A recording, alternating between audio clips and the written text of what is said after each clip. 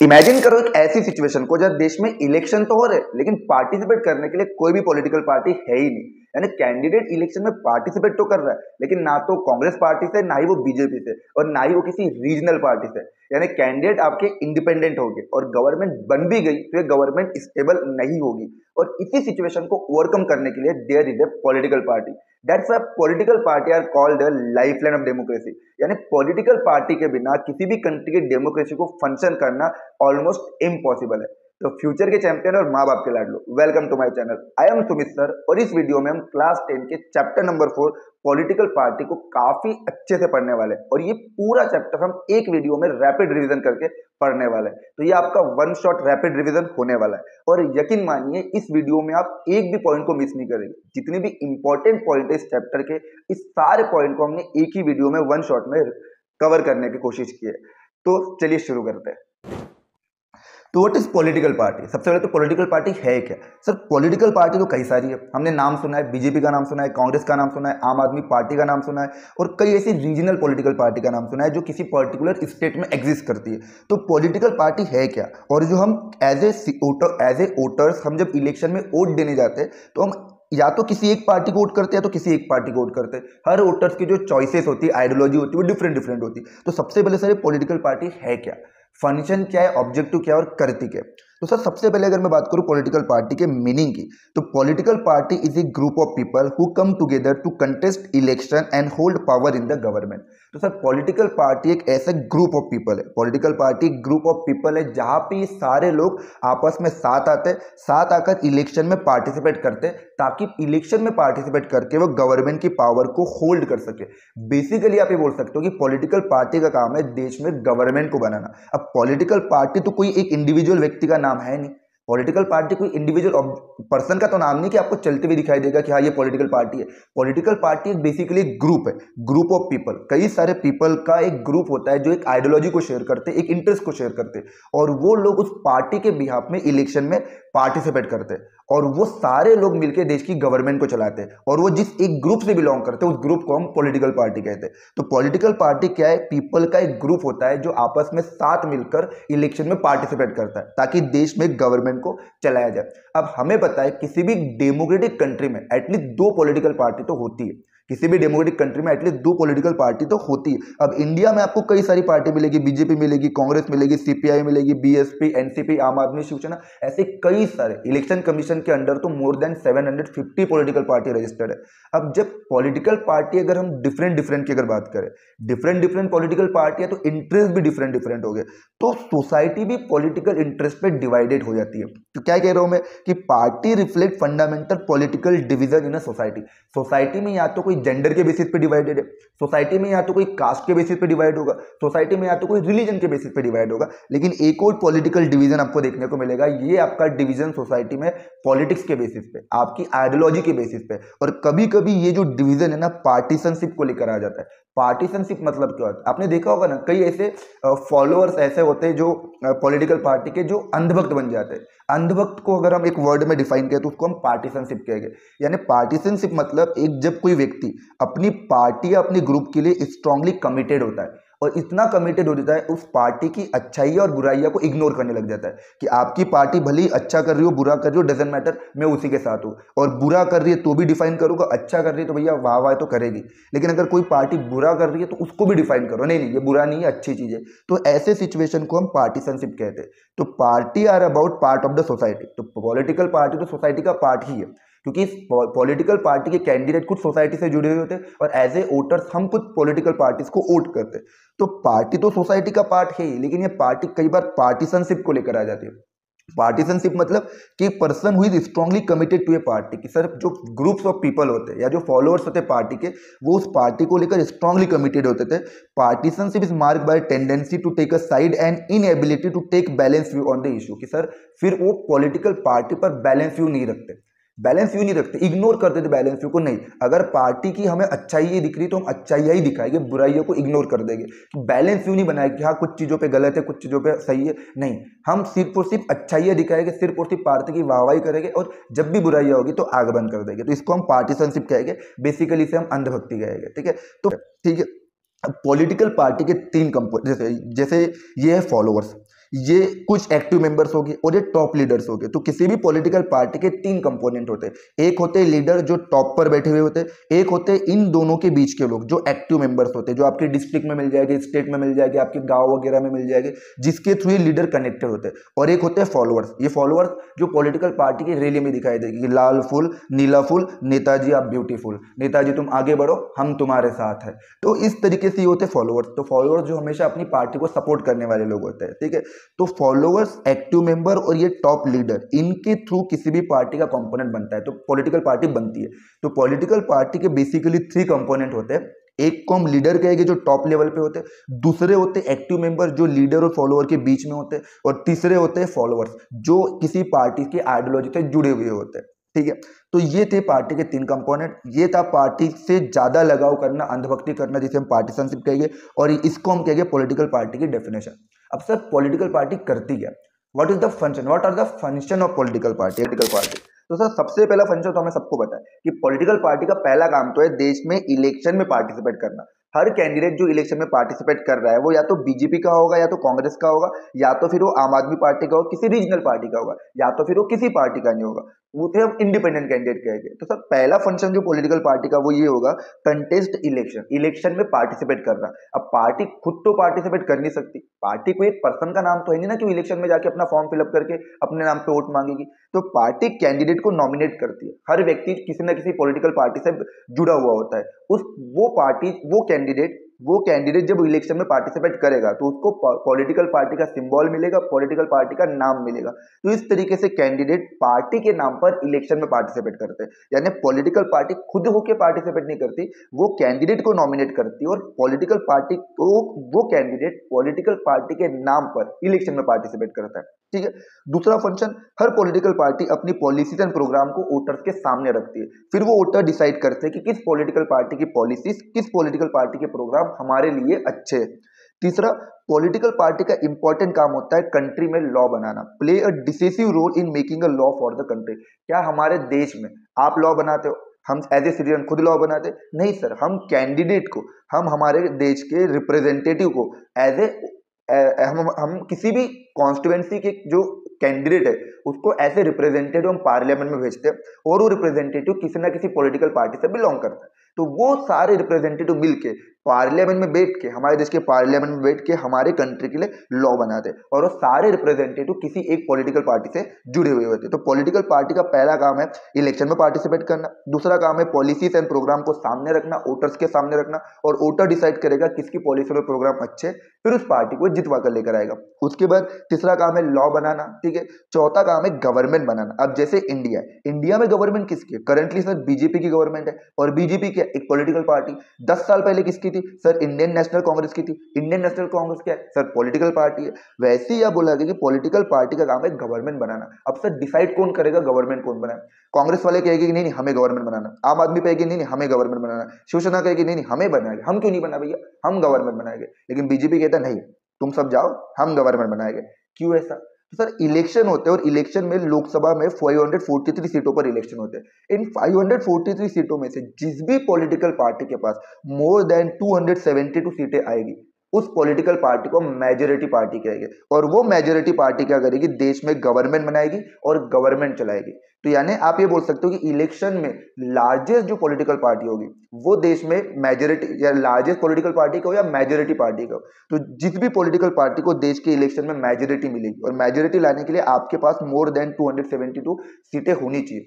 यानी ये जो 272 मेंबर है वो किसी एक पार्टी से बिलोंग करना चाहिए, एक पार्टी से। और अगर मैं बात करूं तो अगर सपोज कि बीजेपी के पास अगर मोर देन 272 मेंबर्स है, वो 272 एक ही पार्टी से, तो वो मेजोरिटी पार्टी कहलाएगी, और वो देश में गवर्नमेंट बनाएगी और गवर्नमेंट को चलाएगी। अब सर किसी को अगर 272 मिले तो मान के लो एक पार्टी जिसको 100 मिले, बाकी सबको 30 40 50 ऐसा मिले, तो ये जो सेकेंड लार्जेस्ट पॉलिटिकल पार्टी होगी ना देश की, वो अपोजिशन का काम करेगी। क्या करेगी? अपोजिशन का। जैसे इंडिया में करंटली इंडियन नेशनल कांग्रेस के पास 99 सीट है, तो कांग्रेस जो है वो अपोजिशन का रोल प्ले कर रही है। तो जो सेकेंड लार्जेस्ट पॉलिटिकल पार्टी होगी वो देश में अपोजिशन का रोल प्ले करेगी। अपोजिशन का काम क्या होगा? गवर्नमेंट की पॉलिसीज को, उनकी रॉन्ग पॉलिसीज को, गवर्नमेंट के फेलियर्स को क्रिटिसाइज करना। तो आपने देखा होगा ना कई बार राहुल गांधी जो है वो बीजेपी के कैंडिडेट या बीजेपी के जो रिप्रेजेंटेटिव होते हैं या कैबिनेट मिनिस्टर होते हैं उनको क्रिटिसाइज करते हैं। क्यों? क्योंकि वो अपोजिशन का रोल प्ले कर रहे हैं। तो अपोजिशन का रोल क्या है, एक पॉलिटिकल पार्टी परफॉर्म कर रही है।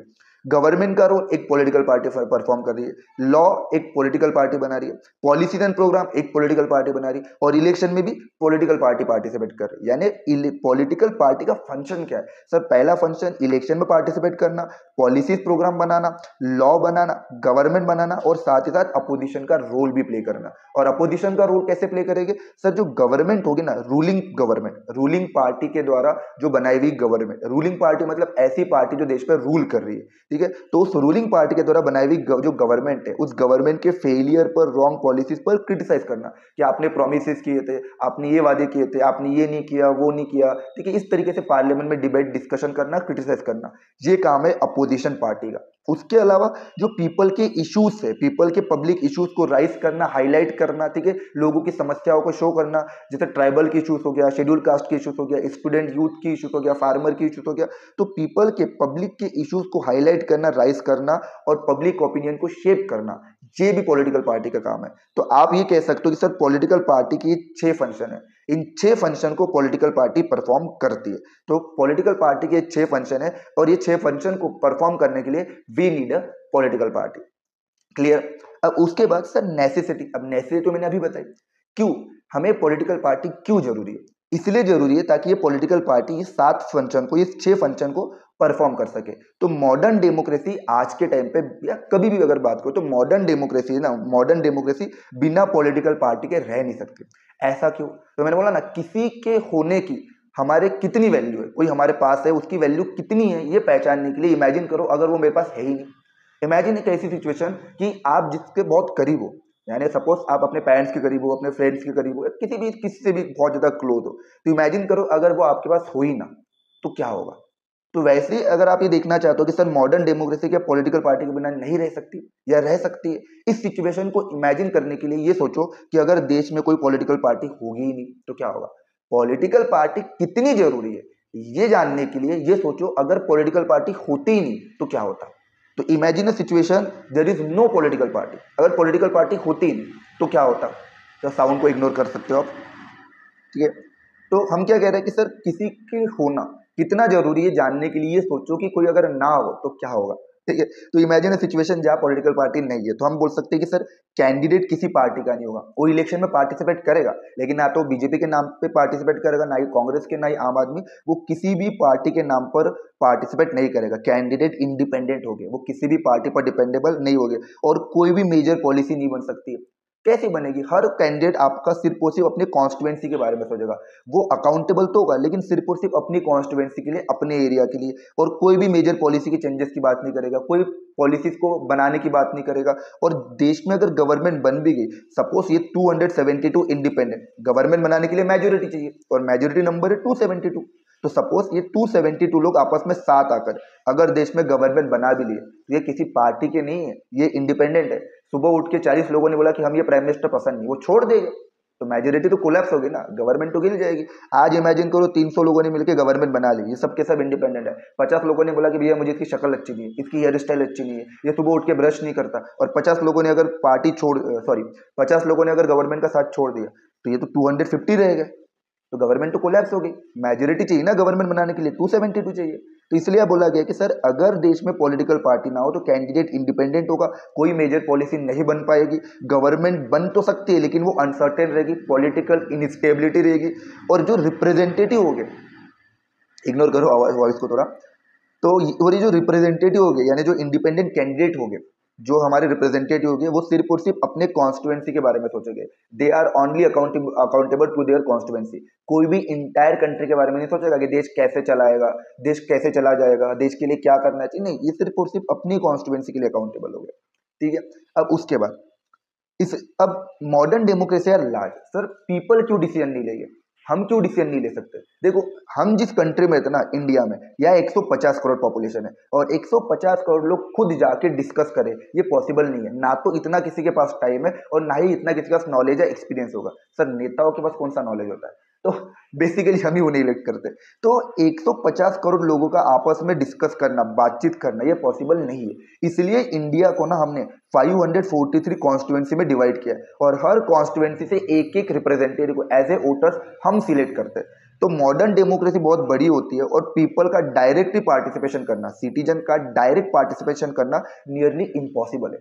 150 करोड़ लोग पार्लियामेंट में तो बैठ नहीं सकते। चलो 150 करोड़ लोगों में से अगर 10 लाख लोगों ने भी डिसाइड किया ना कि भैया मुझे देश के डिसीजन लेना, सिर्फ 10 लाख लोगों ने भी, तो 10 लाख लोगों को आप डेली बुलाओगे कहाँ पे, डेली बिठाओगे कहाँ पे, डिस्कशन होगा कैसे? इसलिए यहाँ पे बोला गया कि डायरेक्ट पार्टिसिपेशन जो ना सिटीजन का मॉडर्न डेमोक्रेसी में इम्पॉसिबल है। इसीलिए इस प्रॉब्लम को सॉल्व करने के लिए रिप्रेजेंटेटिव डेमोक्रेसी में पॉलिटिकल पार्टी होती है। कौन होती है? Political party. As a voters हम क्या करते हैं, किसी भी पॉलिटिकल पार्टी के एक एक कैंडिडेट को पार्लियामेंट में भेजते हैं और वो हमारे रिप्रेजेंटेटिव होते हैं। और ये रिप्रेजेंटेटिव, जैसे नितिन गडकरी नागपुर के रिप्रेजेंटेटिव हो गए, ये एक कॉन्स्टिट्यूएंसी के रिप्रेजेंटेटिव, ये कॉन्स्टिट्यूएंसी के रिप्रेजेंटेटिव, नरेंद्र मोदी जी वाराणसी के रिप्रेजेंटेटिव, ऐसे इंडिया के 543 कॉन्स्टिट्यूएंसी से एक एक रिप्रेजेंटेटिव को हम पार्लियामेंट में भेजते हैं। और ये रिप्रेजेंटेटिव उस कॉन्स्टिट्यूएंसी, उस एरिया के बिहाफ में, उस एरिया के वोटर्स के बिहाफ में डिसीजन लेते हैं। यानी आपको डायरेक्ट डिसीजन लेने की जरूरत नहीं है, आपने एक पर्सन को इलेक्ट कर दिया, वो आपके बिहाफ में डिसीजन लेगा। क्लियर हो रहा? तो इसे हम रिप्रेजेंटेटिव डेमोक्रेसी कहते हैं। क्या कहते हैं? रिप्रेजेंटेटिव। कि पीपल या वोटर्स डायरेक्ट पार्टिसिपेशन नहीं कर रहा, वो अपने वोटर्स ने रिप्रेजेंटेटिव को इलेक्ट किया और ये रिप्रेजेंटेटिव इलेक्शन पार्लियामेंट में जाके हमारे बिहाफ में लॉ बनाएंगे और पॉलिसीज लेकर आएंगे। ठीक है, ये जैसे गवर्नमेंट बनाएंगे, डिसीजन लेंगे और पीपल की आवाज बनेंगे, लोगों के इंटरेस्ट को हाईलाइट करेंगे। तो ये रिप्रेजेंटेटिव का काम होगा और इन्हें रिप्रेजेंटेटिव हम बनाएंगे और ये रिप्रेजेंटेटिव किसी ना किसी पार्टी से जुड़े होंगे। ठीक है, अब उसके अलावा सर कितनी पार्टी होनी चाहिए? How many party should we have? जो जैसे अगर आपने 9th क्लास में एक चैप्टर पढ़ा होगा, why do we need a democracy या वाई डेमोक्रेसी, तो हमें पता है किसी भी कंट्री में डेमोक्रेसी को परफॉर्म करने के लिए एटलीस्ट 2 पॉलिटिकल पार्टी तो होनी चाहिए। अब चाइना को डेमोक्रेटिक कंट्री क्यों नहीं बोलेगी? क्योंकि चाइना में एक ही पार्टी है, चाइनीज कम्युनिस्ट पार्टी। तो इसलिए यह बोला गया कि in any democratic system must allow 2 party. तो 2 पार्टी होना चाहिए ताकि कॉम्पिटिशन हो। लेकिन पार्टी कौन सी अच्छी होगी, कौन सा पार्टी सिस्टम अच्छा होगा? पार्टी सिस्टम कितने टाइप का?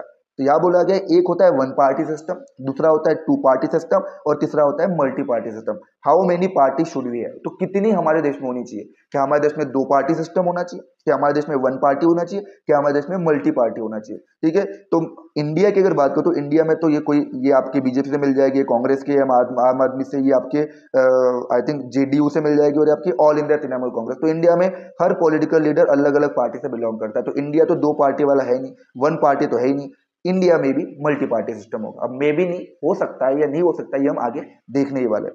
तो how many party should we have? तो 1 पार्टी सिस्टम, 2 पार्टी सिस्टम और मल्टी पार्टी सिस्टम। तो 3 तरह का पार्टी सिस्टम है। एक को हम 1 पार्टी कहेंगे, दूसरे को हम 2 पार्टी और तीसरे को हम मल्टी पार्टी कहेंगे। तो स्टार्ट करते हैं 1 पार्टी से। तो 1 पार्टी सिस्टम मतलब only 1 party allow to control and run the government. 1 party system में सिर्फ और सिर्फ एक पार्टी को अलाउ किया जाता है कि आप देश की गवर्नमेंट चला सको और देश को कंट्रोल कर सको, और ये होता है चाइना में। चाइना में सिर्फ और सिर्फ एक ही पार्टी है जिसका नाम है चाइनीज कम्युनिस्ट पार्टी, और वही चाइनीज कम्युनिस्ट पार्टी चाइना की गवर्नमेंट को चलाती है और चाइना की कंट्री को रन करती है। तो चाइना में सिर्फ एक पार्टी है, ओनली 1 पार्टी। तो चाइना कहलाएगा 1 पार्टी सिस्टम। और चाइना में डेमोक्रेसी तो है नहीं, क्योंकि डेमोक्रेसी में डेमोक्रेटिक कंट्री को परफॉर्म फंक्शन करने के लिए मिनिमम 2 पार्टी तो होनी ही चाहिए ताकि कंपटीशन बना रहे। आप खुद को ही वोट ना दोगे। चाइना में अगर लोगों को अगर कम्युनिस्ट पार्टी पसंद नहीं है तो चाइना के लोग किसको वोट देंगे? चॉइसेस ही नहीं चाइना के लोगों के पास। ठीक है, दूसरा है 2 पार्टी सिस्टम। 2 पार्टी सिस्टम में जो पावर होती है इन दिस पार्टी सिस्टम की पावर जो है यूजुअली चेंज बिटवीन 2 पार्टी। या तो आप पार्टी ए को वोट करो या तो पार्टी बी को। पार्टी बी पसंद नहीं है तो पार्टी ए पसंद नहीं है तो बी। तो ये पावर जो है इन 2 पार्टियों के बीच में घूमती रहती है।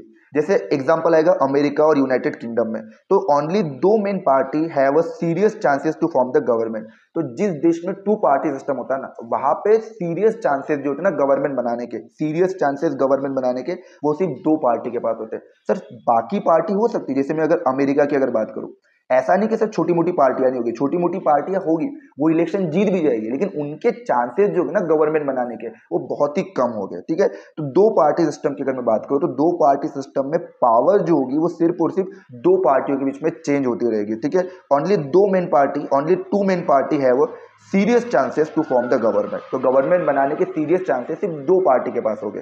तो एग्जांपल आएगा यूएसए और यूनाइटेड किंगडम। ठीक है, यूएसए में एक डेमोक्रेटिक पार्टी, एक रिपब्लिक पार्टी है। यूनाइटेड किंगडम में आई थिंक एक कंजर्वेटिव और एक लिबरल पार्टी है। ठीक है, अब आता है मल्टी पार्टी सिस्टम। अब नाम से समझ जाओ कि सर यहाँ पे एक पार्टी नहीं है, यहाँ पे दो पार्टी भी नहीं है, नहीं नहीं नहीं, यहाँ पे मल्टी पार्टी भंडारा चल रहा है पॉलिटिकल पार्टी का, ठीक है। तो बेसिकली नवरात्र चल रहा है, तो नवरात्र में जैसे भंडारा होता है ना, वैसे ही हमारे देश में पॉलिटिकल पार्टी के भंडारा मिलेगी आपको। तो कई सारी पॉलिटिकल पार्टी के सीरियस चांसेस होते हैं पावर में आने के। तो ऐसा party system, multi party system मतलब एक ऐसा पार्टी सिस्टम जहाँ दो से अधिक पॉलिटिकल पार्टी के रीजनेबल चांसेस होते हैं पावर में आने के, ठीक है। तो similar party compete for the power. Multi party system में कई सारी पॉलिटिकल पार्टियां पावर के लिए कॉम्पिटेट करती है, कई सारी पॉलिटिकल पार्टियां पावर के लिए कॉम्पिटेट करती है। और यहाँ दो पार्टी से अधिक पॉलिटिकल पार्टी के, मोर देन टू पार्टी, दो पार्टी से अधिक पॉलिटिकल पार्टी के रीजनेबल चांसेस होते हैं, फेयरली चांसेस होते हैं कि वो पावर में आ सके। इंडिया में गवर्नमेंट कौन बना रहा है? सर हमें लगता है कि सर कांग्रेस बनाती है और बीजेपी बनाती है।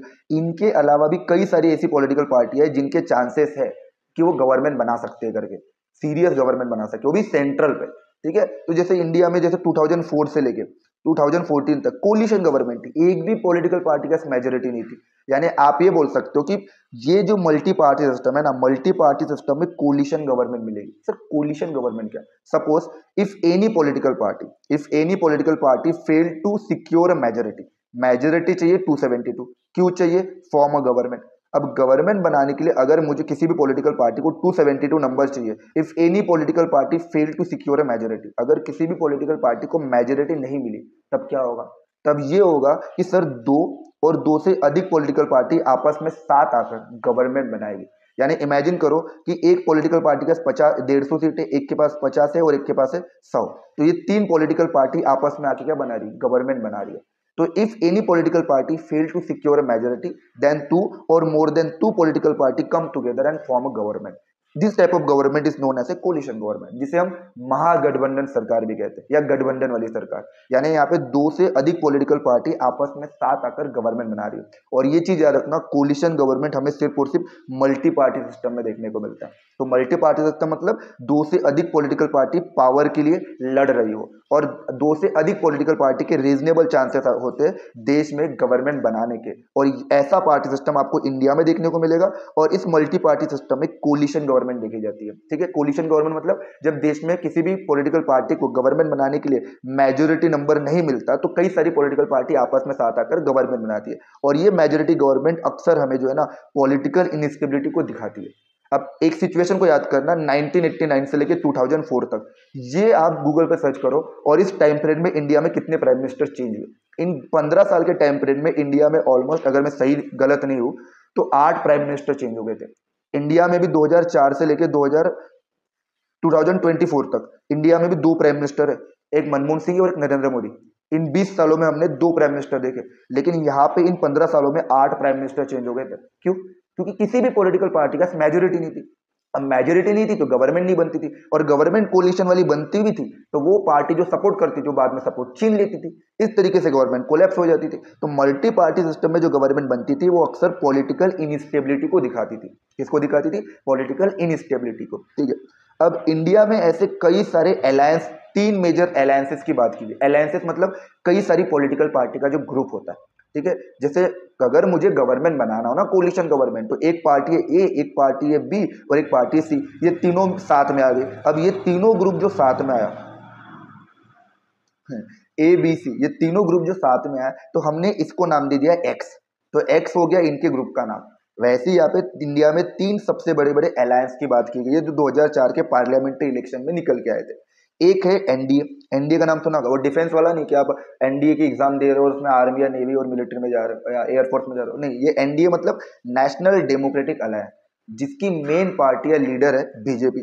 एक है यूनाइटेड प्रोग्रेसिव अलायंस, अभी ये यूपीए का नाम बदलकर इंडिया कर दिया गया है, ठीक है, यूनाइटेड प्रोग्रेसिव अलायंस। अब यूपीए जो नाम है ना, वो किस पार्टी का ग्रुप है? वो कांग्रेस का ग्रुप है। तो यूपीए जो अलायंस है इसको लीड करती है इंडियन नेशनल कांग्रेस, और एक लेफ्ट फ्रंट अलायंस है जिसको सीपीआई लीड करती है, ठीक है। तो इन 3 अलायंसेस को याद रखना, ये एमसीक्यू में, मैच द पेपर में पूछे जाते हैं कई बार, ठीक है। अब उसके बाद क्या है? सर एक बात बताओ, आपने तो हमें 1 पार्टी बताई, 2 पार्टी बताई और मल्टी पार्टी बताई। अब एक बात बताओ, कौन सी पार्टी सिस्टम बेटर है? आपने हमें रसमलाई भी दे दिया, राजभोग भी दे दिया, गुलाब जामुन भी दे दिया, रसगुल्ला भी दे दिया। अब आप बताइए कौन सा मीठा खाना चाहिए, किस मीठे से हमें डायबिटीज नहीं होगी? तो भैया डायबिटीज तो होगी। तो विच पार्टी सिस्टम इज बेटर, ठीक है, जोक को साइड करो। ठीक है। तो विच पार्टी सिस्टम इज बेटर, कि कौन सा पार्टी सिस्टम सर बेटर है। देखो भाई, पार्टी सिस्टम आप शॉपिंग करने जा रहे हो, मॉल में जा रहे हो, कपड़े जो सिलेक्ट करते हो, तो पार्टी सिस्टम उस तरीके से सिलेक्ट नहीं कर रहे हो कि चलो चलो अमेरिका है 4 पार्टी सिस्टम ले लो, 2 पार्टी से काम नहीं चलता। इंडिया है, इंडिया में 1 पार्टी करवा दो, बहुत सारे लोग हैं, अलग अलग लोग अलग अलग लोगों को वोट देते हैं, एक काम करो एक ही पार्टी करवा दो। नहीं, ऐसा नहीं है सर। कोई भी पार्टी सिस्टम किसी भी कंट्री के लिए आइडियल नहीं है, और पार्टी सिस्टम हम खुद सिलेक्ट नहीं करते, वो कंट्री की लॉन्ग हिस्ट्री से, कंट्री के लॉन्ग पॉलिटिक्स से खुद ब खुद ढल जाता है उसमें, और उस तरीके से वो इन्वॉल्व होता है। तो किसी भी कंट्री के लिए कोई भी पार्टी सिस्टम आइडियल नहीं है। आप कल को उठ के ये बोल दो इंडिया में 2 पार्टी सिस्टम होना चाहिए, या सूटेबल ही नहीं है। क्यों सूटेबल नहीं है, मैं आगे आपको बताऊंगा कि सर किसी भी कंट्री के लिए ना कोई भी सिस्टम आइडियल नहीं होता। किसी भी सिचुएशन और किसी भी कंट्री के लिए कोई भी सिस्टम आइडियल नहीं होता। क्यों नहीं होता? क्योंकि ये उस कंट्री के नेचर पे डिपेंड करता है, उस कंट्री के सोशल और रीजनल डिवीजन पे डिपेंड करता है। इंडिया में डाइवर्सिटी इतनी है ना, 22 तो आपकी ऑफिशियल लैंग्वेज है, 6 तरह के आपको रिलीजन मिल जाएंगे, कास्ट आपको तो बहुत सारे मिल जाएंगे, कल्चर आपको अलग मिल जाएगा। अब यहाँ पे आप एक ही अगर पार्टी को रखो, तो क्या वो एक ही पार्टी अलग अलग डाइवर्सिटी को रिप्रेजेंट कर पाएगी? नहीं कर पाएगी। तो इंडिया में 2 और 3 पार्टी तो रह ही नहीं सकते। तो किसी भी कंट्री में कौन सा पार्टी सिस्टम होना चाहिए, ये उस कंट्री के सोसाइटी के नेचर पे डिपेंड करता है, उस कंट्री के सोशल और रीजनल डिवीजन पे डिपेंड करता है, और उस कंट्री के पॉलिटिक्स के हिस्ट्री पे डिपेंड करता है, और उस कंट्री के सिस्टम ऑफ इलेक्शन पे डिपेंड करता है कि आपके। अब चाइना में जो लोग है वह डाइवर्सिटी नहीं है, बहुत सबके सब आपको एक ही तरह के लोग मिल जाएंगे। ठीक है, उनका कल्चर हो गया, उनके वैल्यूज हो गए, सबके सब कल्चर के बेसिस पे, वैल्यूज के बेसिस पे एक ही तरह के लोग। तो वहां पे पार्टी भी एक ही है, वहां पे एक ही पार्टी है। तो जो सोसाइटी का नेचर है वहां पे एक ही पार्टी है, इसलिए उन्होंने कभी 2 पार्टी बनाई नहीं, और हो सकता है बनने भी ना दी हो करके। तो कौन सा पार्टी सिस्टम बेटर है, ये किसी भी कंट्री और उसके सिचुएशन के लिए आइडियल क्वेश्चन है ही नहीं। क्योंकि ये पार्टी सिस्टम कौन सा अच्छा है, ये उस कंट्री के, उस सोसाइटी के नेचर पे डिपेंड करता है, और इन बाकी सारी चीजों पे डिपेंड करता है। अब ये बताओ, बाकी का छोड़ो सर, ना मैं चाइना में रहता हूँ, ना मैं अमेरिका में रहता हूँ, मैं तो रहता हूँ अपने प्यारे से हिंदुस्तान में, इंडिया में। कहाँ रहते हैं हम? इंडिया में रहते हैं। और इंडिया का है सर, इंडिया हमारे दिल में है। ठीक है, गुड। तो why India adopt multi party system, तो क्यों इंडिया ने मल्टी पार्टी सिस्टम को अडॉप्ट किया? मैंने अभी बताया कि सर हमारे जो सोशल और ज्योग्राफिकल डाइवर्सिटी है ना, हमारी जो कंट्री है वो ज्योग्राफिकली जिस तरीके से डाइवर्स है, कहीं पे ट्राइबल्स एरिया है, कहीं पे फॉरेस्ट एरिया है, कहीं पे प्लेट्यूस एरिया है, कहीं पे आपके कोस्टल एरिया है, कहीं पे प्लेन एरिया है। ज्योग्राफिकली हम डाइवर्स, सोशली, कल्चर के बेसिस पे, लैंग्वेज के बेसिस पे, रिलीजन एंड कास्ट के बेसिस पे हम इतने डाइवर्स है। तो इतनी ज्यादा डाइवर्सिटी होने के कारण और इतनी ज्यादा लार्ज पॉपुलेटेड कंट्री होने के कारण इंडिया में कभी भी 2 और 3 पार्टी तो रह ही नहीं सकती, रह ही नहीं सकती। अगर आप इंडिया में एक पॉलिटिकल पार्टी यहाँ बना दो, नॉर्थन इंडिया में बना दो, साउथर्न इंडिया को लगेगा, सदर्न पार्ट ऑफ इंडिया को, कि भैया हमारे इंटरेस्ट को हाईलाइट नहीं किया जा रहा, तो वो अपनी पार्टी बनाएंगे। तो यहाँ हमारे देश में कल्चर इतने ज्यादा है, लैंग्वेज इतनी ज्यादा है, डाइवर्सिटी, रिलीजन इतनी ज्यादा है ना, ये सब डाइवर्सिटी इतनी ज्यादा है कि इंडिया में 2 या 2 से 3 पार्टी तो अब्जॉर्ब हो ही नहीं सकती, रह ही नहीं सकती। That's why India adopt the concept of multi party system. तो हम पार्टी सिस्टम को करें, और पार्टी सिस्टम 3 तरह का है। एक 1 पार्टी सिस्टम की बात करता है, दूसरा 1 पार्टी यानी चाइना, 2 पार्टी आपका यूएसए यूके, और मल्टी पार्टी मतलब इंडिया। और मल्टी पार्टी सिस्टम में एक खासियत बात है, कोलिशन गवर्नमेंट देखने को मिलती है। अब कौन सा पार्टी सिस्टम अच्छा है, तो ये भैया क्वेश्चन ही गलत है, क्योंकि कोई भी पार्टी सिस्टम किसी भी कंट्री के लिए सूटेबल नहीं है। वो कंट्री के नेचर पे डिपेंड करता है, सोसाइटी पे डिपेंड करता है। और इंडिया ने मल्टी पार्टी इसलिए अडॉप्ट किया है क्योंकि यार डाइवर्सिटी बहुत ज्यादा है। अब सर पॉलिटिकल पार्टी ना, हमने देखा है कोई एक ऐसी पॉलिटिकल पार्टी है जो पूरे इंडिया में फैली हुई है, कोई पॉलिटिकल पार्टी ऐसी है जो पूरे इंडिया में फैली हुई है, और कोई पॉलिटिकल पार्टी है जिसको साउथ इंडिया के कुछ लोग जानते होंगे, ईस्टर्न इंडिया के कुछ लोग जानते होंगे, सेंट्रल इंडिया के कुछ लोग जानते होंगे, हम तो जानते ही नहीं। हो सकता है कि नॉर्थ इंडिया की पॉलिटिकल पार्टी को यहाँ के लोग जानते नहीं, यहाँ की पॉलिटिकल पार्टी को यहाँ के नहीं। तो कुछ पार्टी ऐसी होती है जो इंटायर इंडिया में है, ठीक है, और कुछ पार्टी ऐसी होती है जो इंडिया के कुछ कुछ हिस्सों में। तो इन्हें कहते हैं हम, एक को नेशनल पार्टी और एक को हम state party. And state party is also known as regional party. State party को हम क्या कहते हैं? रीजनल पार्टी भी कहते हैं। तो एक होती है नेशनल पार्टी और एक होती है रीजनल पार्टी, ठीक है। तो नेशनल पॉलिटिकल पार्टी क्या है, सबसे पहले हम उसको देखते हैं। तो नेशनल पॉलिटिकल पार्टी की अगर बात करूं, तो there are some country wide party which are called a national party. तो कुछ पार्टी हमारे देश में ऐसी होती है जो इंटायर कंट्री में फैली होती है, जो पूरे इंडिया में फैली हुई होती है, ठीक है। होती है ना कुछ पार्टी, आप अगर चले जाओ, आप इंडिया के किसी भी कोने में चले जाओ, आपको हर जगह पेट्रोल पंप पर, सुलभ शौचालय पर किसी ना किसी पॉलिटिकल पार्टी का, एक पॉलिटिकल पार्टी कॉमन होगी, उसके आपको पोस्टर मिलेगी ही मिलेगी, ठीक है। कमेंट करके बताना कौन सी पॉलिटिकल पार्टी है। तो ऐसी कुछ पॉलिटिकल पार्टी होती है जो इंडिया के हर रीजन में आपको देखने को मिलेगी, जो कंट्री वाइड फैली होती है, और इस पार्टी का जो एग्जिस्टेंस है, प्रेजेंट है, वो फेडरेशन के, हमारे फेडरेशन के हर यूनिट में, हर स्टेट में मिल जाएगा। ऐसी पार्टी को मैं नेशनल पार्टी कहता हूँ। और यहाँ क्या बोला गया, हर पॉलिटिकल पार्टी को, इंडिया की हर पॉलिटिकल पार्टी को इलेक्शन कमीशन के अंदर रजिस्टर्ड करना पड़ता है, ठीक है। और ये इलेक्शन कमीशन क्या करेगा, हर पार्टी को इक्वली ट्रीट करेगा और कुछ स्पेशल फैसिलिटी देगा जो लार्ज और स्टेब्लिश पार्टी। अब इमेजिन करो, एक पार्टी है जिसको एक मध्य प्रदेश के 4 डिस्ट्रिक्ट ही जानते हैं, वो लार्ज एंड स्टेब्लिश पार्टी नहीं है। अब एक पार्टी है जिसको इंडिया के ऑलमोस्ट 20 स्टेट में जाना जाता है, 14 स्टेट में जाना जाता है, 16 स्टेट में जाना जाता है, तो ऐसी लार्ज और स्टेब्लिश पॉलिटिकल पार्टी को जो इलेक्शन कमीशन है कुछ स्पेशल फैसिलिटीज देता है, उन्हें एक यूनिक सिंबल देता है, उन्हें अलग अलग फैसिलिटीज प्रोवाइड करता है, ठीक है। तो यूनिक सिंबल देना ये काम इलेक्शन कमीशन का होता है। तो हर पॉलिटिकल पार्टी को इलेक्शन कमीशन इक्वली ट्रीट करता है, उन्हें स्पेशल फैसिलिटीज देता है, लार्ज और स्टेब्लिश पार्टी को उन्हें अलग अलग पॉलिटिकल पार्टी के सिंबल्स प्रोवाइड करता है, ठीक है। किसी को लोटस दे दिया, किसी को झाड़ू दे दिया, किसी को बुक, किसी को हैंड, किसी को एलिफेंट, तो अलग अलग सिंबल देना ये इलेक्शन कमीशन के अंडर में होता है, ठीक है। उसके अलावा तो एक पार्टी जो इंटायर कंट्री में फैली हुई है, जिसे मैंने कहा कि नेशनल पार्टी, जिसका प्रेजेंट आपको इंडिया के फेडरेशन के हर यूनिट में मिल जाएगा, हर स्टेट में मिल जाएगा। दूसरी होती है एक ऐसी पार्टी जो आपको कुछ ही स्टेट में या किसी एक स्टेट, जैसे शिवसेना।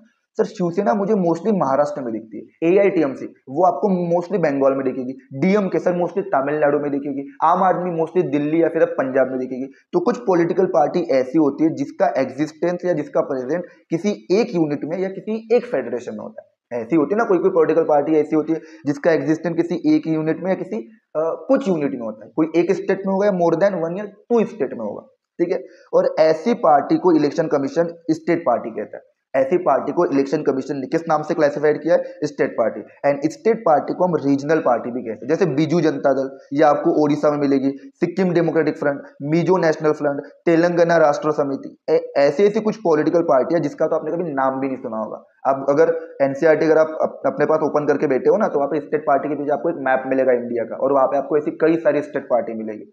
तो स्टेट पार्टी का जो एग्जिस्टेंस है किसी एक स्टेट में मिलेगा, या मोर देन 1 से 2 स्टेट में आपको देखने को मिल जाएगा। और इस स्टेट पार्टी को हम रीजनल पार्टी भी कहते हैं, ठीक है। अब सर किसी को, लड़के को लड़का क्यों कहेगा, लड़की को लड़की क्यों कहेगा, काले को काला क्यों कहेगा, गोरे को गोरा क्यों कहेगा, दुबले को दुबला क्यों कहेगा, मोटे को मोटा क्यों कहेगा। सर वो तो हमें पता है, वो फीचर से पता चल जाता है। तो स्टेट पार्टी को स्टेट पार्टी क्यों कहेंगे और नेशनल पार्टी को नेशनल पार्टी क्यों कहेंगे, ये बताइए सर। आप पहले तो ये बताओ कि नेशनल पार्टी को मैं नेशनल पार्टी कब बोलूंगा और स्टेट पार्टी को स्टेट पार्टी में कब बोलूंगा। अगर मुझे नेशनल पार्टी बनना है मुझे क्या करना पड़ेगा, और मुझे स्टेट पार्टी बनना है तो मुझे क्या करना पड़ेगा। और ये most important question, criteria for recognise या नेशनल पार्टी। नेशनल पार्टी को रिकॉग्नाइज पार्टी भी आप बोल सकते हो, इस लार्ज पार्टी भी बोल सकते हो।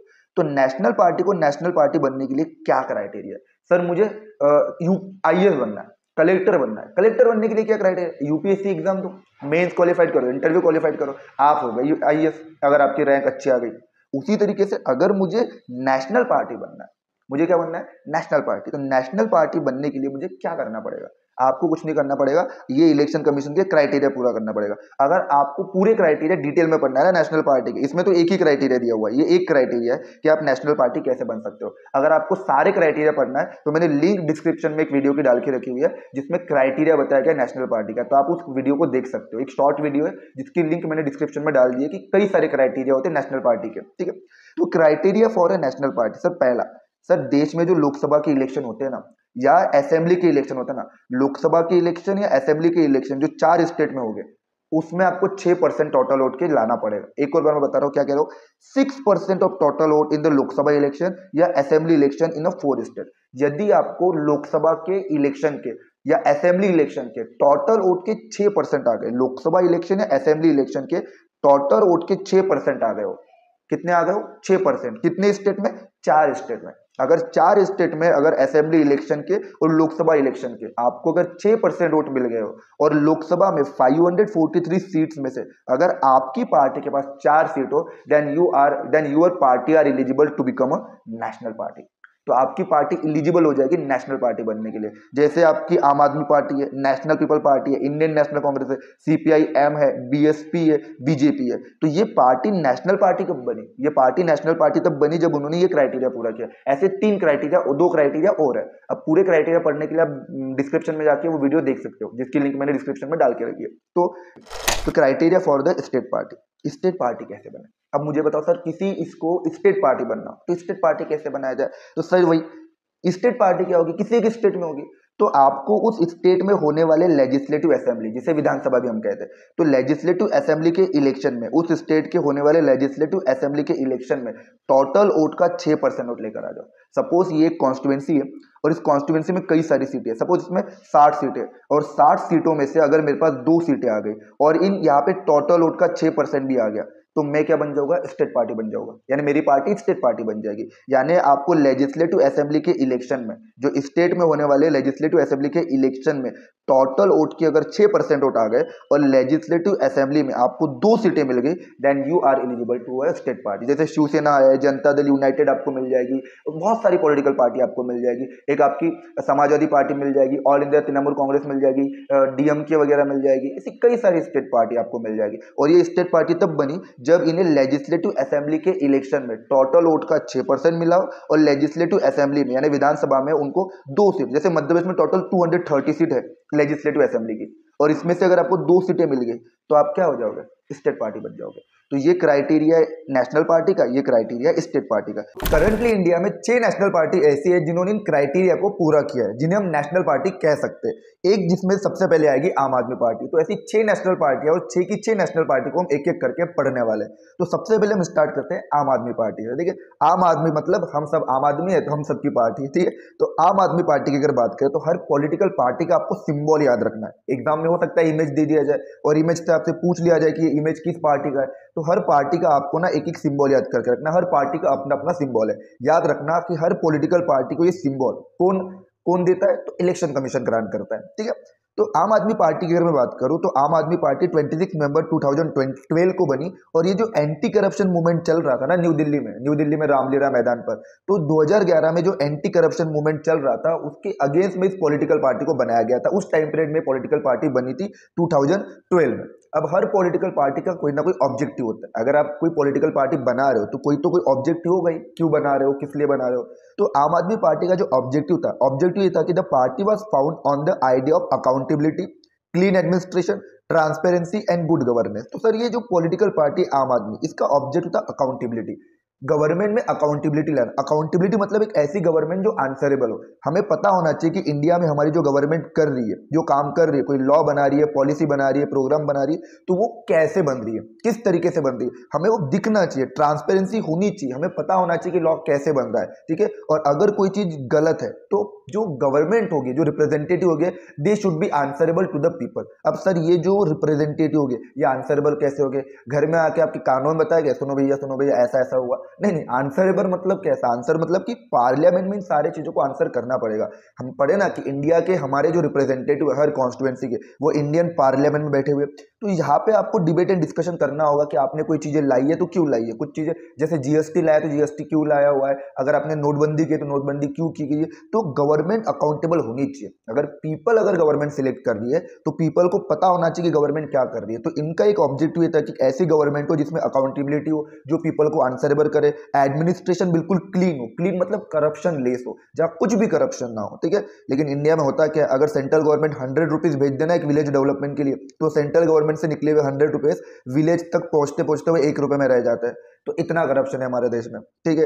और गुड गवर्नेंस बनानी है, एक ऐसी गवर्नमेंट जहाँ पे गवर्नमेंट की इफिशिएंसी बहुत बढ़िया लेवल पे हो, अच्छा काम हो, एडमिनिस्ट्रेशन काफी क्लीन हो। तो ये ऑब्जेक्टिव के बेसिस पे आपकी आम आदमी पार्टी बनी थी कि अकाउंटेबिलिटी होनी चाहिए, क्लीन एडमिनिस्ट्रेशन होना चाहिए, करप्शन नहीं होगा, ट्रांसपेरेंसी। क्योंकि ये पार्टी कुछ एंटी करप्शन मूवमेंट के अगेंस्ट में बनी थी, यानी करप्शन के अगेंस्ट में जो मूवमेंट चलाए गए थे ना, उस तरीके से पार्टी बनी थी कि इन्होंने करप्शन के अगेंस्ट में मूवमेंट चलाए थे, और तब जाके इसका इन्फ्लुएंस पूरे all over the India, new Delhi में हुआ था और ये पार्टी बनी थी। इसलिए इसका मेन ऑब्जेक्टिव था कि हम जो गवर्नमेंट बनाएंगे, हमारी जो पार्टी होगी उसमें करप्शन नहीं होगा करके। तो आम आदमी पार्टी प्रेजेंटली अगर बात करूं तो पंजाब और दिल्ली में, ठीक है। आम आदमी पार्टी की जो गवर्नमेंट है प्रेजेंटली वो पंजाब और दिल्ली में आपको दिखाई देगी, ठीक है। उसके बाद अगर बात करूं तो बहुजन समाज पार्टी। तो बहुजन समाज पार्टी का जो सिंबल है वो एलिफेंट है, ठीक है, हाथी मेरे साथी।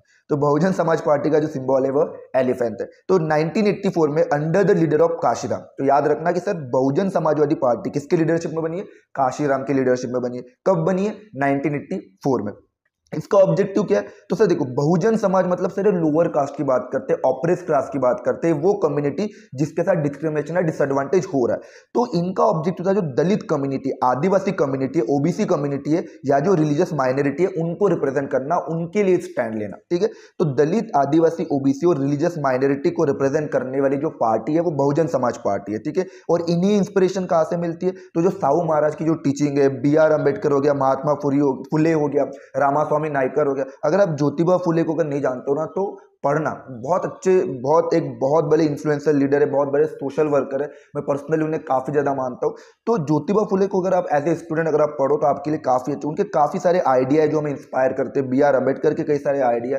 तो ऐसे ही ये साहू महाराज, BR अम्बेडकर, महात्मा फुले और एक साउथ के बहुत बड़े सोशल रिफॉर्मर थे, पैरियर जैसा कहते थे, रामास्वामी नायकर। तो इन सारे जो सोशल वर्कर है, इनके आइडिया से इंस्पिरेशन लेकर ये पार्टी बनाई गई थी, बहुजन समाज पार्टी। किसने बनाई? काशीराम ने बनाई। किसके लिए बनी? तो ये जो लोअर कास्ट है, जो डिप्रेस क्लास है, जैसे दलित हो गया, आदिवासी हो गया, ओबीसी और रिलीजियस माइनॉरिटी, इनको रिप्रेजेंट करने के लिए, इनके स्टैंड लेने के लिए। ठीक है, कहां पर है सर ये पार्टी? तो यूपी हो गया, मध्य प्रदेश, छत्तीसगढ़, उत्तराखंड, दिल्ली एंड पंजाब, यहाँ पे बेसिकली ये जो पार्टी है मेनली आपको उत्तर प्रदेश में दिखाई देगी। ठीक है, तो हमने 2 पार्टी कवर कर ली। अब उसके 6 नेशनल पार्टी है, कितनी है? 6। और हाँ, इस पार्टी को तो भैया हर कोई जानता होगा, ऐसा एक व्यक्ति नहीं बोल सकता कि हाँ भैया हम इसको नहीं जानते, भारतीय जनता पार्टी। क्या नाम है इसका? भारतीय जनता पार्टी। देखो 1980 में बनी, founded in 1980 by reviving the erstwhile Bharatiya Jana Sangh. इसको भारतीय जनता पार्टी मत बोल देना, या भारतीय जनता संघ मत बोल देना, ये भारतीय जनसंघ। भारतीय जनसंघ मतलब क्या सर? एक पार्टी का नाम है जो 1951 में बनाई गई थी श्यामा प्रसाद मुखर्जी ने।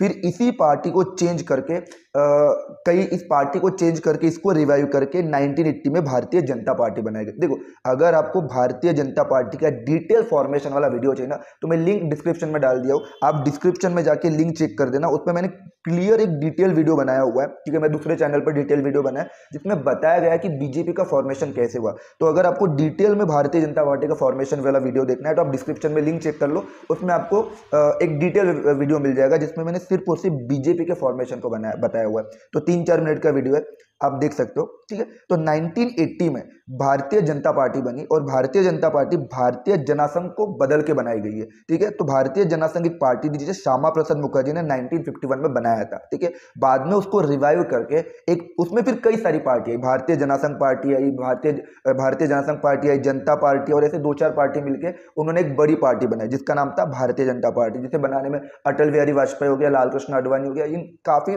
ग्रेट लीडर का काफी कंट्रीब्यूशन रहा है। अब भारतीय जनता पार्टी जो बनी है, अब इसका ऑब्जेक्टिव क्या है, क्यों बनी है? तो ये एंशिएंट कल्चर पे फोकस करती है, एंशिएंट कल्चर पे, हिंदुत्व वाले प्रिंसिपल पे चलती है, तो एंशिएंट कल्चर और वैल्यूज पे ज्यादा फोकस करती है। हिंदुत्व वर्ड याद रखना, हिंदुत्व कल्चर को बहुत ज्यादा प्रमोट करती है। ठीक है, तो एंशिएंट कल्चर और वैल्यूज पे ज्यादा फोकस करती है। और पंडित दीनदयाल उपाध्याय के जो आइडिया थे, याद रखना इन आइडिया को, पंडित दीनदयाल उपाध्याय के जो आइडिया थे, अंत्योदय और इंटीग्रल ह्यूमनिज्म। अंत्योदय मतलब क्या? अंत्योदय का कॉन्सेप्ट ये कहता है कि सोसाइटी में आखिरी कोने में रहने वाले व्यक्ति का भी हमें डेवलपमेंट करना है। अगर हमारे सोसाइटी में, हमारे कंट्री में कोई लास्ट कॉर्नर पे भी रहता है ना, लास्ट कॉर्नर पे भी रहता है, समाज के आखिरी हिस्से में भी रहता है, तो समाज के आखिरी हिस्से रहने वाले व्यक्ति का भी हमें डेवलपमेंट करना है, उसका अपलिफ्टमेंट करना है, ये अंत्योदय है। और इंटीग्रल ह्यूमनिज्म मतलब ये जो सोसाइटी है ना, सोसाइटी का कोर कॉन्सेप्ट जो है ना ह्यूमन से होगा, ह्यूमन के अराउंडेड सोसाइटी होगी।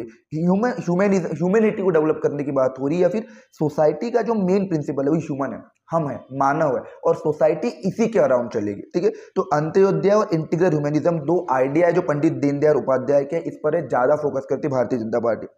उसके अलावा यूसीसी की बात करती है, यूसीसी मतलब यूनिफॉर्म सिविल कोड। अब UCC for all people living in the country irrespective of religion and ban on religious conversion. एक चीज याद रखना, बीजेपी के बारे में जब भी क्वेश्चन पूछा है तो ये 2 पॉइंट ये वाले, 1 पॉइंट ये, 1 पॉइंट ये और ये 3 पॉइंट, इन 5 पॉइंट को प्रॉपर तरीके से लिख कर आना। पहला कि सर एंशिएंट कल्चर और वैल्यू की बात करती है, साथ ही साथ इंटीग्रल ह्यूमनिज्म और अंत्योदय की बात करती है। और यूसीसी, इंडियन कॉन्स्टिट्यूशन में जो आर्टिकल 44 है, अगर सही है तो चेक कर लेना एक बार, शायद मुझे लग रहा है कि हाँ सही होना चाहिए। आर्टिकल 44 जो है ना, वो यूनिफॉर्म सिविल कोड की बात करता है। यूनिफॉर्म सिविल कोड क्या कहता है? यूनिफॉर्म सिविल कोड कहता है कि देखो, अभी क्या होता है कि हमारे जो पर्सनल मैटर्स है, हर रिलीजन के जो अपने अपने पर्सनल मैटर है, चाहे अगर बात करो मैरिज की, मैरिज हो गया, या फिर अगर हम बात करें डिवोर्स की बात करें, सक्सेशन की बात करें कि हमारे मरने के बाद हमारा वारिस कौन बने, ये सब हर रिलीजन के अपने पर्सनल मैटर है। इमेजिन करो एक पर्सन है जो हिंदू रिलीजन से बिलोंग करता है, अब उसको मैरिज शादी करना हो तो उसकी शादी के रस्में अलग है, रूल्स अलग है। हिंदू व्यक्ति एक ही लड़की से शादी कर सकता है, उसकी शादी एक टाइम पे आप एक ही वाइफ रख सकते हो, लेकिन इस्लाम में एक पर्सन के पास आई थिंक 4 या 3 का कॉन्सेप्ट रखा हुआ है। ठीक है, अगर एक हिंदू व्यक्ति को तलाक देना है तो कोर्ट में जाएगा, लेकिन इस्लाम में अगर आपको किसी को तलाक देना है तो आप 3 बार तलाक बोल दोगे, तलाक हो जाएगा। तो हर रिलीजन के अपने पर्सनल मैटर के लिए अलग अलग लॉ है। ठीक है, कोई मैरिज के लिए अलग लॉ है, तलाक के लिए, डिवोर्स के लिए अलग लॉ है, सक्सेशन के लिए अलग लॉ है, लेकिन यूनिफॉर्म सिविल कोड कहता है कि नहीं, आपके पर्सनल मैटर के लिए, चाहे वो रिलीजन कोई भी हो, हिंदू हो, मुस्लिम हो, सिख हो, जैन हो, या फिर क्रिश्चियन क्यों ना हो, या फिर आपका बुद्धिज्म क्यों ना हो, हर रिलीजन के पर्सनल मैटर के लिए सिर्फ एक लॉ होगा। चाहे वो हिंदू हो, मुस्लिम हो, हर रिलीजन का पर्सनल मैटर, चाहे वो मैरिज हो, चाहे डिवोर्स हो, चाहे वो सक्सेशन हो, कुछ भी हो, या चाइल्ड अडॉप्शन का क्यों ना हो, इस पर्सनल मैटर पे एक ही लॉ होगा और वही लॉ हर रिलीजन को मानना पड़ेगा। ठीक है, तो इरिस्पेक्टिव ऑफ रिलीजन कोई भी होगा, कंट्री में हर किसी के लिए एक ही लॉ लाएगा, यूनिफॉर्म सिविल कोड। अब ये लाया नहीं गया, लेकिन ये सोचते हैं कि हाँ, इनका एक मेन ऑब्जेक्टिव या मेन आइडिया यही है कि हमें पूरे कंट्री में यूनिफॉर्म सिविल कोड लाना है। आया नहीं अभी तक, बट हाँ सोच रहे कि नहीं, मैरिज का जो लॉ होगा वो एक होगा हर रिलीजन के लिए, डिवोर्स का जो लॉ होगा वो एक ही होगा हर रिलीजन के लिए। ठीक है, उसके अलावा रिलीजियस कन्वर्जन पे बैन करते कि नहीं, रिलीजन कन्वर्जन नहीं होना चाहिए। ठीक है, अगर कोई फोर्सफुली आपको रिलीजन में कन्वर्ट करता है तो इसको पूरी कंप्लीटली इसको प्रोहिबिटेड करना चाहिए। हाँ, आप अगर पर्सनल ओपिनियन है, मेरा पर्सनल ओपिनियन है कि मुझे कोई रिलीजन छोड़ के किसी और रिलीजन को अपनाना है, तो ये आपका पर्सनल फ्रीडम है, ये राइट टू फ्रीडम आपको देता है, लेकिन हाँ फोर्सफुली कन्वर्जन नहीं होना चाहिए। और ये जो है ना, भारतीय जनता पार्टी एक लार्जेस्ट पार्टी के रूप में निकल कर आई है आज के समय। 2014 से लेकर 2024 तक, ये जो 2014 इलेक्शन, 2019 और 2024 इलेक्शन, लोकसभा इलेक्शन, इन तीनों इलेक्शन में Bharatiya Janata party one of the largest party के रूप में निकल के आई है। और जो एनडीए अलायंस है ना, उसके लीडर है एनडीए अलायंस। जैसे यूपी अलायंस है, यूपी अलायंस की लीडर कौन थी? कांग्रेस पार्टी है। एनडीए अलायंस की जो लीडर है वो भारतीय जनता पार्टी है। ठीक है, तो क्या कह रहा हूं मैं कि सर, भारतीय जनता पार्टी की अगर मैं बात करूं तो भारतीय जनता पार्टी को श्यामा प्रसाद मुखर्जी ने एक पार्टी बनाई थी, भारतीय जनसंघ। भारतीय जनसंघ बनी थी 1951 में, श्यामा प्रसाद मुखर्जी ने बनाई थी। उसके अलावा इस पार्टी को रिवाइव किया गया 1980 में, और रिवाइव करके एक पार्टी बनाई गई भारतीय जनता पार्टी। तो कई सारी पार्टियां उस भारतीय जनसंघ में मर्ज हुई और एक बड़ी पार्टी बनी जिसका नाम था भारतीय जनता पार्टी। ठीक है, एंशिएंट कल्चर पे फोकस कर रही है, वैल्यूज पे फोकस कर रही है, एंशिएंट वैल्यू पर, अंत्योदय, इंटीग्रल ह्यूमनिज्म की बात हो रही है, यूनिफॉर्म सिविल कोड की बात हो रही है, और ये एनडीए अलायंस की सबसे बड़ी पार्टी है। ठीक है, अब नेक्स्ट पार्टी है communist party of India. Communist party of India क्या कहती है? देखो, दो तरह की सीपीआई पार्टी, एक कम्युनिस्ट पार्टी ऑफ इंडिया और एक communist party of India Marxist. ठीक है, तो कम्युनिस्ट पार्टी ऑफ इंडिया से निकल के निकली है communist party of India Marxist. तो पुरानी बुक में कम्युनिस्ट पार्टी ऑफ इंडिया के बारे में लिखा हुआ है, न्यू बुक में उसके बारे में नहीं है, क्योंकि पुरानी बुक में तो आपको एनसीपी भी मिल जाएगी, पुरानी बुक में आपको ऑल इंडिया तृणमूल कांग्रेस भी मिल जाएगी जो आपकी ममता बनर्जी की, और पुरानी बुक में तो आपको कई सारी पार्टी मिल जाएगी, लेकिन उसको हटा दिया गया क्योंकि टाइम टू टाइम जैसे जैसे क्राइटेरिया होता है ना, अगर कोई पॉलिटिकल पार्टी नेशनल पार्टी का क्राइटेरिया पूरा नहीं कर रही तो उसे हटा दिया जाता है। फिर अब मान के चलो, जैसे एक पार्टी थी एनसीपी, पहले वो नेशनल पार्टी थी, लेकिन अब वो नेशनल पार्टी नहीं है क्योंकि वो क्राइटेरिया पूरा नहीं कर पाई है। ठीक है, तो पहले वो नेशनल पार्टी थी। अगर आप पुरानी बुक अगर चेक करो तो पुरानी बुक में आपको एनसीपी मिलेगी, न्यू बुक में आपको एनसीपी नहीं मिलेगी। ठीक है, न्यू बुक में फिर आ जाएगी आम आदमी पार्टी। ये पहले नेशनल पार्टी नहीं थी, लेकिन अभी नेशनल पार्टी बन गई है। ठीक है, तो communist party of India Marxist की बात करूं तो ये 1965 में बनी है, और ये मार्क्सिज्म और लेनिनिज्म मतलब जो व्लादिमीर लेनिन थे, जो रशिया के थे, जिन्होंने बोल्शेविक पार्टी बनाई थी, रशिया में सोशलिस्ट रिवॉल्यूशन लाया था, उनके आइडियोलॉजी पर और कार्ल मार्क्स के आइडियोलॉजी पर ये पार्टी चलती है, जिसका नाम है communist party of India Marxist, और ये 1964 में बनी थी। अब ऑब्वियसली लेनिन जो था वो सोशलिस्ट रिवॉल्यूशन किया था, तो ये पार्टी भी इसी के आइडियोलॉजी पे चलती है, तो ये सोशलिज्म को सपोर्ट करती है, सेक्युलरिज्म को, यानी रिलीजन के बेसिस पर डिस्क्रिमिनेशन नहीं होना चाहिए, हर रिलीजन के लोगों के पास फ्रीडम, सिटीजन के पास ये फ्रीडम होना चाहिए कि वो हर रिलीजन को परफॉर्म करे। ठीक है, तो सेक्युलरिज्म पे बिलीव करती है, सोशलिज्म पे बिलीव करती है, डेमोक्रेसी पर को ये सपोर्ट करती है, और इंपेरियलिज्म और कम्युनलिज्म के अगेंस्ट है। इंपेरियलिज्म मतलब कि सर, जो पावरफुल कंट्री होती है ना, वो क्या करती है, जैसे एक पावरफुल कंट्री थी ब्रिटेन, उसने क्या किया, रिसोर्सेज के लिए, पावरफुल कंट्री थी एक ब्रिटेन, उसने रिसोर्सेज के लिए इंडिया को कॉलोनी बना दिया था थ्रू द मिलिट्री। तो मिलिट्री के थ्रू आप क्या करते हो, किसी कंट्री को कंट्रोल कर लेते हो, उसके रिसोर्सेज को इकोनॉमिकली पॉलिटिकली कंट्रोल करने लग जाते हो, उस कंट्री की टेरिटरी को कंट्रोल करने लग जाते हो पॉलिटिकली इकोनॉमिकली। तो इस कॉन्सेप्ट को इंपेरियलिज्म कहते हैं। तो ये इंपेरियलिज्म के अपोज थे। और कम्युनलिज्म के, कम्युनलिज्म तो हम जेंडर कास्ट एंड रिलीजन में पढ़ चुके हैं। कम्युनलिज्म मतलब कि सर जब कोई पर्सन सोसाइटी को रिलीजन के बेसिस पे बनाना चाहता है और सोसाइटी का मेन बेस रिलीजन को ही देखता है और वो दूसरे रिलीजन को बिल्कुल सपोर्ट नहीं करता और सिर्फ अपने रिलीजन के आइडियाज को, बिलीफ को सुपीरियर मानता है, तो इसे में कम्युनलिज्म कहूँगा। तो सीपीआई जो है ना वो इंपेरियलिज्म और कम्युनलिज्म के बिल्कुल अगेंस्ट थी, सेक्युलरिज्म, सोशलिज्म और डेमोक्रेसी को सपोर्ट करती थी। और सीपीआई एम जो थी ना वो वेस्ट बंगाल तक 34 ईयर तक पावर में थी। ये की वर्ड है, याद रखना इसको, कि the party was in power. CPI जो थी ना वेस्ट बंगाल में 34 ईयर तक पावर में थी विथआउट अ ब्रेक। ठीक है, उसके बाद अब इस पार्टी को भी तो कोई ऐसा नहीं होगा जो नहीं जानता होगा। ठीक है, इंडियन फ्रीडम मूवमेंट में, नेशनलिज्म इंडिया पे कई बार हमने इस पार्टी को डिस्कस किया है। ठीक है, तो राहुल गांधी की अगर हम बात करें तो Rahul Gandhi currently opposition leader है। ठीक है, राहुल गांधी जी करंटली हमारे देश में अपोजिशन लीडर है और नरेंद्र मोदी प्राइम मिनिस्टर है। ठीक है, वो रूलिंग पार्टी से या अपोजिशन पार्टी से। तो इंडियन नेशनल कांग्रेस का ऑब्जेक्टिव क्या है? अब इंडियन नेशनल कांग्रेस की जो स्थापना, याद रखना इसमें दिया नहीं है, 1885 में बनी है। कब बनी है? 1885 में इंडियन नेशनल कांग्रेस पार्टी बनी है और ये इंडिया की ओल्डेस्ट, अच्छा लिखा हुआ है। ठीक है, तो इंडियन नेशनल कांग्रेस की अगर मैं बात करूं तो इंडियन नेशनल कांग्रेस वर्ल्ड की वर्ल्ड में बहुत सारी पार्टी है, ओल्डेस्ट पार्टी है, उसमें से एक ये भी है और इंडिया की ओल्डेस्ट पार्टी है। वर्ल्ड की one of the oldest party है और इंडिया की ओल्डेस्ट पार्टी, क्योंकि इसकी जो फाउंडेड है, कब बनी थी? 1885 में बनी थी। कमेंट करके मुझे बताना कि इंडियन नेशनल कांग्रेस 1885 में बनी थी, लेकिन किस प्लेस पे बनी थी, किस शहर में बनी थी। ठीक है, और इंडियन नेशनल कांग्रेस का जो पहला फर्स्ट प्रेसिडेंट था, इंडियन नेशनल कांग्रेस जब 1885 में बनी तो उसका फर्स्ट प्रेसिडेंट कौन बना? तो कमेंट करके आप सब मुझे जरूर बताइए। ठीक है, तो 1885 में बनी थी और इंडियन नेशनल कांग्रेस से कई सारी पॉलिटिकल पार्टियां निकल चुकी है। और मैंने अभी आपको बताया कि ये जो अलायंस है, यूनाइटेड प्रोग्रेसिव अलायंस, इसकी लीडर है, यूनाइटेड प्रोग्रेसिव अलायंस की इंडियन नेशनल कांग्रेस लीडर है। और यूपीए गवर्नमेंट यानी कोलिशन वाली जो गवर्नमेंट है उन्होंने 10 साल चलाई है, 2004 से लेके 2014 तक। ठीक है, उसके अलावा ये जो रूलिंग पार्टी थी यानी India, when India become a independent country 1947 से टिल द 1977 तक कांग्रेस की कंटिन्यू गवर्नमेंट थी। तो कांग्रेस 1951 में इंडिया में पहली बार इलेक्शन हुआ, तो 1951 के पहली बार इलेक्शन से 1977 तक ऑलमोस्ट 26 ईयर तक कांग्रेस कंटिन्यू रूल करती सेंटर पे। उसके बाद जनता पार्टी की गवर्नमेंट आएगी और मोरारजी भाई देसाई इंडिया के प्राइम मिनिस्टर बनेंगे। फिर ये वापस 1980 में गवर्नमेंट बनाएंगे और 1989 तक चलाएंगे। फिर 2004 में गवर्नमेंट बनेगी और 2004 से 2014 तक चलेगी। अब कांग्रेस का ऑब्जेक्टिव क्या है सर? ऑब्जेक्टिव क्या है कांग्रेस का? तो यह बोला गया इस पार्टी का जो मेन आइडिया है वो सेक्युलरिज्म को प्रमोट करना है कि सर रिलीजन के बेसिस पे कोई डिस्क्रिमिनेशन नहीं होगा।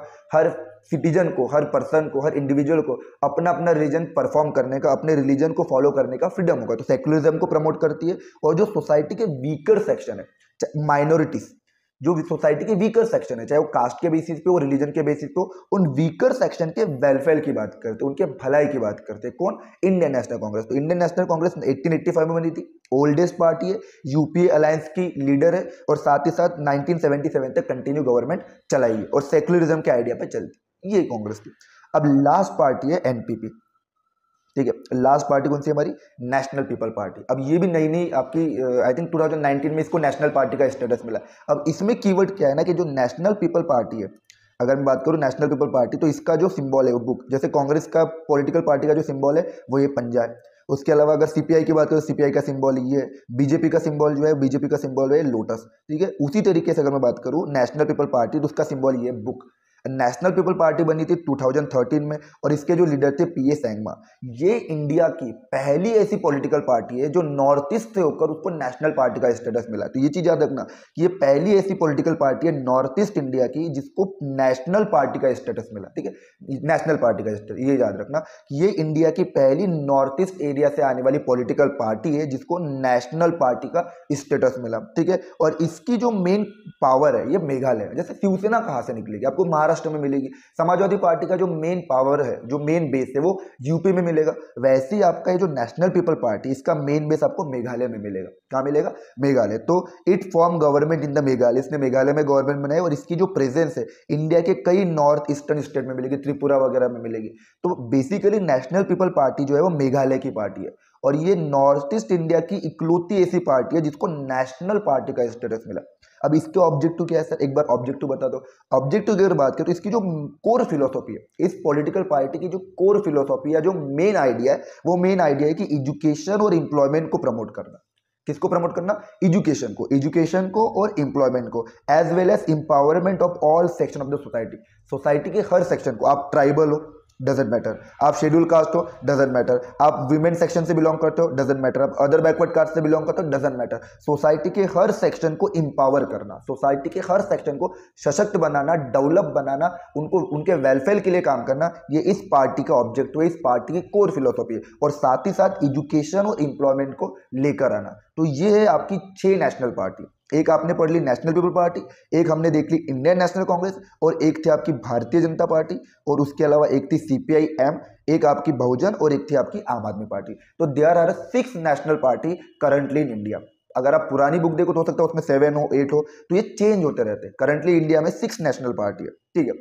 अब सर देश में अगर पॉलिटिकल पार्टी है तो कई सारे चैलेंजेस भी पॉलिटिकल पार्टी फेस कर रही है। Challenges to the political party, तो ऐसे क्या चैलेंजेस है जो political party currently modern democracy में फेस करती है?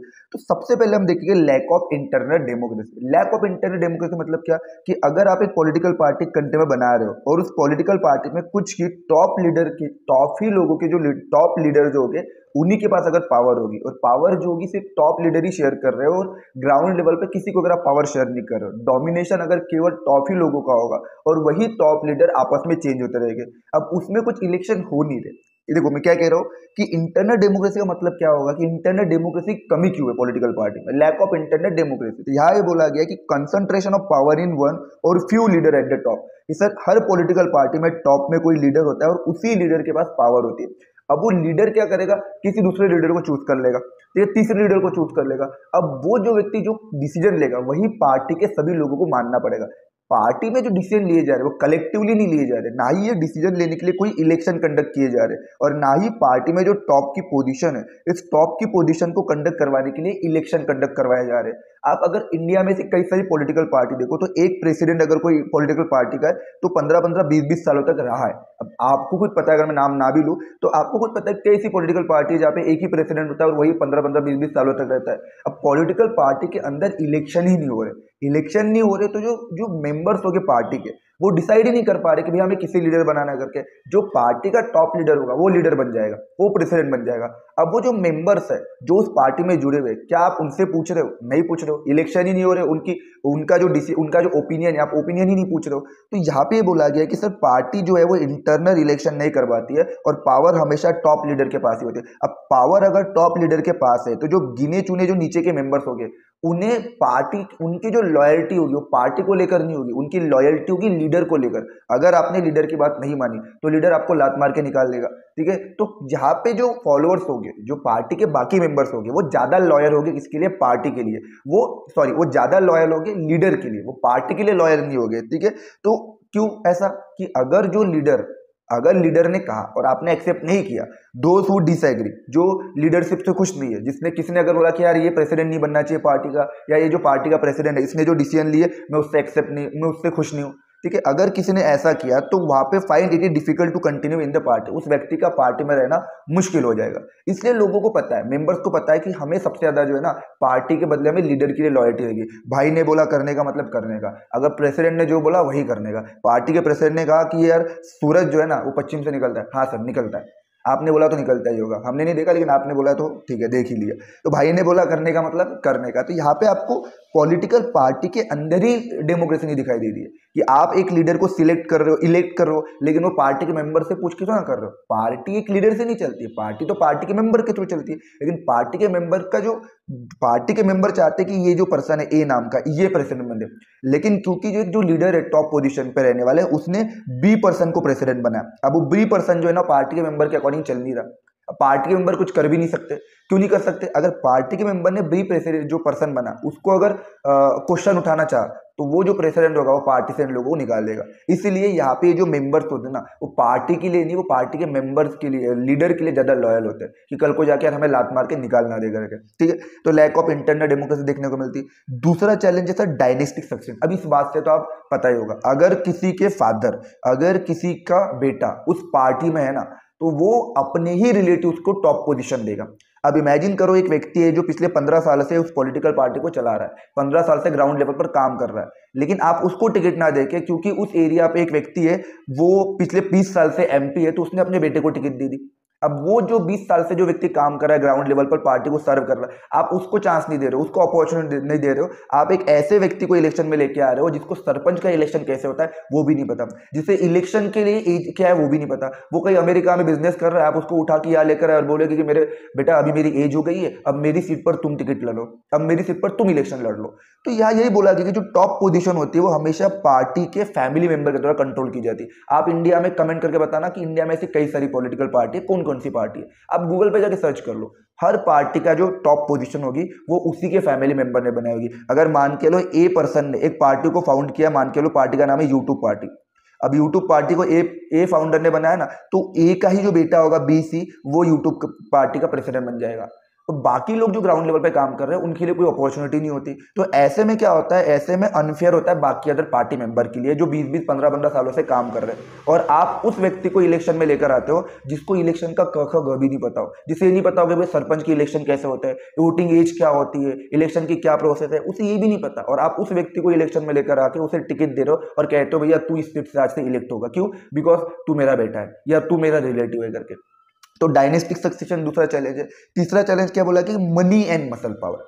पॉलिटिकल पार्टी किसी भी तरीके से इलेक्शन जीतना चाहती है। अब कोई भी पॉलिटिकल पार्टी किसी भी तरीके से इलेक्शन जीतना चाहती है, उसका जो मेन फोकस है वो सिर्फ और सिर्फ इलेक्शन को जीतना है, तो ऑलवेज डर्टी ट्रिक्स का यूज करती है, वो शॉर्टकट मेथड का यूज करती है इलेक्शन को जीतने के लिए। अब शॉर्टकट मेथड का मतलब कि वो उस कैंडिडेट को नॉमिनेट करेगी जिसके पास बहुत सारा पैसा है, या ऐसा कैंडिडेट जो पार्टी के लिए फंड राइज कर सकता हो, या ऐसा कैंडिडेट जिसके पास क्रिमिनल सपोर्ट बहुत ज्यादा हो, ऐसा कैंडिडेट जिसको क्रिमिनल सपोर्ट बहुत ज्यादा हो ताकि वो इलेक्शन जीत सके।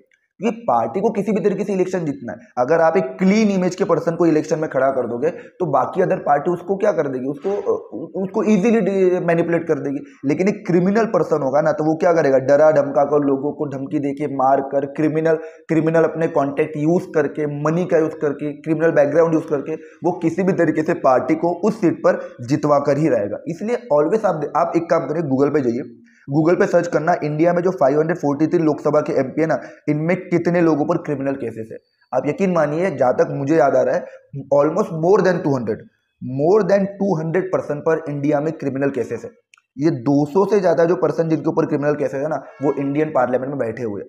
इमेजिन करिए, मतलब आप क्रिमिनल से एक्सपेक्ट कर रहे हो कि वो देश के लिए लॉ बनाए, यानी आप बिल्ली से एक्सपेक्टेशन रख रहे हो कि वो दूध की रखवाली करे करके। तो यही है रियलिटी इंडिया में कि इंडिया में जो 543 पार्लियामेंट में जो मेंबर्स है ना, उनमें से मोर देन 200 तो आपको क्रिमिनल बैकग्राउंड वाले मिलेंगे, जिनके ऊपर क्रिमिनल केसेस है, कईयों के ऊपर तो सीरियस क्रिमिनल केसेस है। अब उन क्रिमिनल को पार्लियामेंट भेजा किसने? हमने ही तो भेजा है ना, वोट देके, और हम उन्हीं लोगों से एक्सपेक्टेशन करते हैं। तो इसमें गलती किसी की नहीं, गलती एज ए वोटर्स हमारी है कि हम एज ए क्रिमिनल पर्सन को इलेक्ट करते हैं और हमारा रिप्रेजेंटेटिव समझते हैं और वो लोग हमारे लिए लॉ बनाएंगे। ठीक है, तो ऐसा कुछ नहीं है। ठीक है, एक्चुअली में जो क्रिमिनल है वो क्रिमिनल ही है, उसका माइंडसेट ही ऑलरेडी वैसा है, तो कभी आपके लिए चेंजेस ला ही नहीं सकता। ठीक है, तो मनी एंड मसल पावर की अगर बात करो तो हर पॉलिटिकल पार्टी इलेक्शन को जीतने के लिए फोकस करती है। इलेक्शन जीतने का सबसे ज्यादा फोकस होता है, जिसके कारण वो शॉर्टकट मेथड को यूज करती है इलेक्शन के लिए। साथ ही साथ वो उस कैंडिडेट को नॉमिनेट करती है जो बहुत ज्यादा पैसे वाला हो या जो पार्टी के लिए फंड राइज कर सके, ताकि पैसों को यूज करके आप इलेक्शन को मैनिपुलेट कर सको। ठीक है, क्रिमिनल कैंडिडेट को सपोर्ट करती है हर पॉलिटिकल पार्टी, क्रिमिनल कैंडिडेट को नॉमिनेट करती है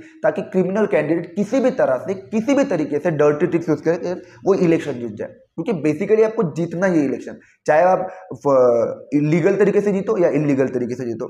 चौथा क्या बोला गया, मीनिंगफुल चॉइसेस। सीरियसली बात है, कोई पॉलिटिकल, जैसे जीएसटी का कॉन्सेप्ट पकड़ लो, जीएसटी कांग्रेस लाना चाहती थी लेकिन बीजेपी ने तब अपोज किया था। अब बीजेपी ही जीएसटी का कॉन्सेप्ट लेकर आ रही है या जीएसटी लेकर आई है। आधार कार्ड का सेम कॉन्सेप्ट एक टाइम पे कांग्रेस लाना चाहती थी लेकिन बीजेपी ने उसको अपोज किया। अब सेम आधार कार्ड का कॉन्सेप्ट बीजेपी भी लेकर आ रही है। मतलब हर पार्टी की सिमिलर पॉलिसी से, हर पार्टी की सिमिलर प्रोग्राम है, यानी आपको किसी भी पॉलिटिकल पार्टी में कोई डिफरेंसेस नहीं देखने को मिलते आइडियोलॉजी के बेसिस पे। एक पॉलिटिकल पार्टी कास्ट और रिलीजन के नाम पे बात करती है तो दूसरी भी कास्ट और रिलीजन के नाम पे बात कर रही होगी। एक अगर ए पॉलिसी लेकर आ रही है, दूसरी भी ए ही पॉलिसी लेकर आ रही होगी, बट डिफरेंट रिश्ता होगा कि उसने ए की जगह आ लिख दिया होगा।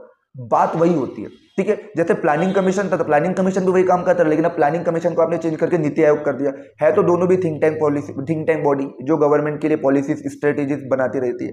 तो मीनिंगफुल चॉइसेस की बात करो तो ये एक चैलेंजेस है हर पॉलिटिकल पार्टी में कि हर पॉलिटिकल पार्टी अपनी पॉलिसीज और प्रोग्राम में बिल्कुल सिमिलर लगती है, कोई डिफरेंसेस नहीं दिखता है, ठीक है। Often party do not seem to offer a meaningful choices to the voters. तो अक्सर ये देखा जाता है कि एज ए वोटर्स मुझे कोई मीनिंगफुल चॉइसेस मिलती ही नहीं है। सपोज मैंने एक कैंडिडेट को रिजेक्ट कर दिया, ठीक है, अब वही कैंडिडेट किसी और पार्टी में चला गया, अब वो कैंडिडेट उस एरिया से जीत गया, उस पार्टी की तरफ से जीत गया। अब वो कैंडिडेट जिसको मैंने वोट दिया था, सपोज अगर वो ए पार्टी से, अब वो बी पार्टी में चला गया, लेकिन आपने उसको ए पार्टी का समझ के वोट दिया, लेकिन वो अब चला गया बी पार्टी में। तो आप बेसिकली वोट किसी और पार्टी के लिए करते हो, कैंडिडेट छोड़ के किसी और पार्टी में चले जाते हैं। तो ये भी आपके लिए चैलेंज होता है, क्योंकि आइडियोलॉजी का ही खेल है ना। आपने ए पार्टी के आइडियोलॉजी को समझ के आपने एक पार्टी को ए पार्टी समझकर आपने उसको वोट दिया, उस कैंडिडेट को, लेकिन वो कैंडिडेट ए पार्टी छोड़ के बी वाली के पास चला गया। अब यहाँ तो आपकी आइडियोलॉजी ए की जैसी सिमिलर थी, लेकिन आपने जिस कैंडिडेट को वोट दिया उसने बेईमानी कर दी, वो बी पार्टी में चला गया। तो ये कुछ चैलेंजेस है जो पॉलिटिकल पार्टी फेस करती है। पहला तो इंटरनल डेमोक्रेसी, किसी भी पॉलिटिकल मतलब कई ऐसी पॉलिटिकल पार्टी है जो अपने इंटरनल इलेक्शन नहीं करवाती है, जिसके कारण जो टॉप पोजीशन वाले जो लीडर होते हैं वही पॉलिटिकल पार्टी में डोमिनेट करते हैं, ठीक है। और जो लीडरशिप होती है ना, वो लीडरशिप के अगेंस्ट में अगर आप कुछ भी बोल दो तो आपको पार्टी से निकाल दिया जाता है। इसलिए जो मेंबर्स होते हैं ऑलवेज पार्टी के लिए नहीं, लीडर के लिए लॉयल होते हैं। दूसरा, डायनेस्टिक सक्सेशन, पार्टी में भी वंशवाद चलता है, नेपोटिज्म जिसे हम बात करते हैं। तो डायनेस्टिक सक्सेशन की बात हो रही है, किसी जो टॉप पोजीशन होती है ना, वो हमेशा फैमिली मेंबर के द्वारा कंट्रोल किया जाता है। कई ऐसी पॉलिटिकल पार्टी इंडिया में जहाँ पे उस पॉलिटिकल पार्टी के टॉप पोजीशन वो फैमिली मेंबर ही चला रहे हैं। फादर चलाते हो गया, फादर के साथ बेटा चलाएगा, बेटा का उसका बेटा चलाएगा। तो इसके साथ, इस कॉन्सेप्ट के साथ, इस चैलेंज के साथ प्रॉब्लम बाकी अदर मेंबर्स को होगी, उनके साथ अनफेयर ट्रीटमेंट हो रहा है कि भैया हम भी तो 20-20 सालों से काम कर रहे हैं, हमें तो आप एक विधायक की टिकट भी नहीं देगा, ठीक है। तो थर्ड है आपका money and muscle power. Money and muscle power में आप क्रिमिनल को सपोर्ट करोगे, आप ज़्यादा से ज़्यादा किसको सपोर्ट करोगे, क्रिमिनल्स को, पैसे वालों को, ठीक है। उसके अलावा मीनिंगफुल चॉइसेस, हर पॉलिटिकल पार्टी आइडियोलॉजी के बेसिस पे एक ही जैसी लगती है। हर कोई रिलीजन, कास्ट, जेंडर की बात करता है, ये भी वही इकोनॉमिक पॉलिसीज की बात करते हैं, वो भी वही इकोनॉमिक पॉलिसीज की बात करते हैं। डिफरेंस बस एग्जीक्यूशन का होगा कि उसने अच्छे से एग्जीक्यूट किया होगा, दूसरी पार्टी ने अच्छे से एग्जीक्यूट नहीं किया होगा, बस डिफरेंस तो होता है वो एग्जीक्यूशन का। आइडिया, मेथड सब सेम ही होते हैं। तो ये 4 चैलेंजेस जो है ना currently Indian political party face कर रही है। अब अगर कहीं पे प्रॉब्लम है तो प्रॉब्लम के सॉल्यूशन तो होगी। अगर पॉलिटिकल पार्टी चैलेंजेस को फेस कर रही है तो चैलेंजेस को खत्म करने के लिए रिफॉर्म तो होगी, रिफॉर्म तो लिए ही जाएंगे। अब यहाँ पे हमें कई सारे एफर्ट को पढ़ना है कि सर क्या ऐसे एफर्ट लिए गए थे गवर्नमेंट ने जिसके थ्रू पॉलिटिकल पार्टी में रिफॉर्म लाए गए थे, चेंजेस लाए गए थे, और कुछ सजेशन को बताया गया कि इन सजेशन को यूज करके भी हम पॉलिटिकल पार्टी में चेंजेस ला सकते हैं। तो कुछ एफर्ट और कुछ सजेशन है, और एफर्ट और सजेशन के थ्रू यहाँ पे चेंजेस की बात बताई गई कि हम किस तरीके से पॉलिटिकल पार्टी में रिफॉर्म या चेंजेस ला सकते हैं, ठीक है। तो पहला सजेशन, पहला एफर्ट है कि सर इंडियन गवर्नमेंट ने एक लॉ बनाया था, anti defection law, law against defection. Defection मतलब क्या कि आप एक पार्टी के नाम पे इलेक्शन जीत रहे हो, लेकिन उस पार्टी को छोड़ के आप किसी और पार्टी में जा रहे हो, ठीक है। वो कहावत सुनी होगी अपने, आया राम गया राम, कि आप आए वो किसी पार्टी के नाम पे इलेक्ट होकर, लेकिन वो पार्टी की गवर्नमेंट नहीं बन रही, तो आपने वो पार्टी छोड़कर किसी और पार्टी में शामिल हो गए। तो दिन में तो आपने देखा कि ये व्यक्ति इस पार्टी से, अगले दिन 2 दिन बाद देखा कि भैया वो पर्सन तो अब किसी और पार्टी में शिफ्ट हो गया। तो इस एक्टिविटी को डिफेक्शन कहते हैं। आपके एनसीईआरटी के बॉक्स में लिखा भी होगा इस टॉपिक के साइड में। डिफेक्शन मतलब जब कोई व्यक्ति एक पार्टी के नाम पर इलेक्ट होता है, लेकिन वो उस पार्टी को छोड़ के किसी और पार्टी में चला जाता है, तो इस एक्टिविटी को डिफेक्शन कहते हैं। तो यहाँ पे इंडियन कॉन्स्टिट्यूशन को अमेंड किया गया था ताकि एमएलए और एमपी, एमएलए मतलब जो लेजिस्लेटिव असेंबली के मेंबर्स है, जिसे हम विधायक कहते हैं, और एमपी मतलब जो लोकसभा या राज्यसभा के एमपी होते हैं, ठीक है, जो पार्लियामेंट के मेंबर्स होते हैं। तो लॉ अगेंस्ट डिफेक्शन कि सर ये एमएलए और एमपी जो है ना अपनी इलेक्टेड पार्टी को छोड़ ना सके, इसलिए उनकी डिफेक्शन को, वो जो चेंजिंग पार्टी जो प्रोसेस होते हैं उसको रोकने के लिए इंडिया में एक लॉ बनाया गया था। क्यों छोड़ते सर ये लोग पार्टी? हो सकता है मान के चलो मैं एक पार्टी का हूँ और मुझे दूसरी पार्टी ने कहा कि भैया हमारे पार्टी में आ जाओ, पैसा ही पैसा होगा, बहुत पैसा मिलेगा, इतना पैसा होगा, अंधा पैसा होगा कि आप 80,000 के जूते पहन सकते हो, ठीक है। तो अगर मान के लो किसी एमएलए और एमपी को ये बोला गया कि आप हमारे पार्टी में आ जाओ, हम आपको कैश देंगे, हम आपको मिनिस्टर बना देंगे, हम आपको एजुकेशन मिनिस्टर बना दोगे, फिर आप यूट्यूब पे वीडियो बनाना और आप एजुकेशन मिनिस्टर भी कहलाओगे, तो आपको हम एजुकेशन मिनिस्टर बना देंगे, या हम आपको 100 करोड़ 50 करोड़ 200 करोड़ दे देंगे। तो लालच के लिए, कैश के रिवॉर्ड के चक्कर में, कैश रिवॉर्ड के चक्कर में, मिनिस्टर की पोस्ट के चक्कर में कई पर्सन अपनी पार्टी जिससे वो इलेक्ट हुए वो छोड़कर किसी और पार्टी में चले जाते हैं। तो इसे में डिफेक्शन कहते हैं, और इस चीज को रोकने के लिए इंडिया में लॉ लाया गया था। ये लॉ कहता है कि यदि कोई एमएलए और एमपी यदि कोई एमएलए और एमपी अपनी पार्टी को चेंज करता है तो he and she will loss the seat in the legislature, तो उसकी जो सीट है लेजिस्लेचर से चली जाएगी, यानी उसको पार्लियामेंट से या फिर लेजिस्लेटिव असेंबली से निकाल दिया जाएगा। अब वो लेजिस्लेटिव असेंबली या पार्लियामेंट का मेंबर नहीं रहेगा अगर आपने अपनी पार्टी को चेंज कर दिया। यदि किसी एमएलए और एमपी ने अपनी पार्टी को चेंज कर दिया, यानी आप इलेक्टेड होना चाहिए, ऐसा नहीं कि सर मैं किसी पोस्ट पे नहीं हूँ लेकिन मैं किसी पार्टी का हूँ और मैंने किसी पार्टी को स्विच कर दिया, तो वो ठीक है। लेकिन अगर आप किसी पार्टी से इलेक्ट होकर हो, आप एमएलए बने हो, आप एमपी बने हो और आपने तब वो पार्टी छोड़कर किसी और पार्टी में ज्वाइन हो गए, ऐसे केसेस में उसकी जो ही या शी की जो सीट होगी या उसकी जो एमपी की पोस्ट होगी, एमएलए की पोस्ट होगी, वो चली जाएगी। ठीक है, इसको कहते हैं एंटी डिफेक्शन लॉ।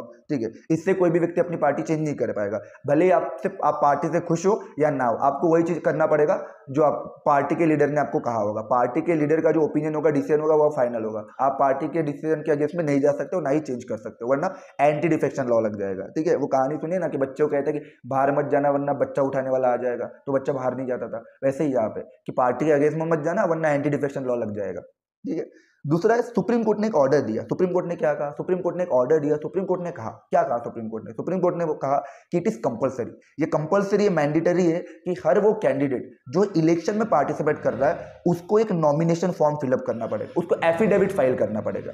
एफिडेविट क्या है? एक लीगल डिक्लेरेशन कि mandatory for every candidate who contest election to file an affidavit. Affidavit इन एक लीगल डिक्लेरेशन साइन करना पड़ेगा।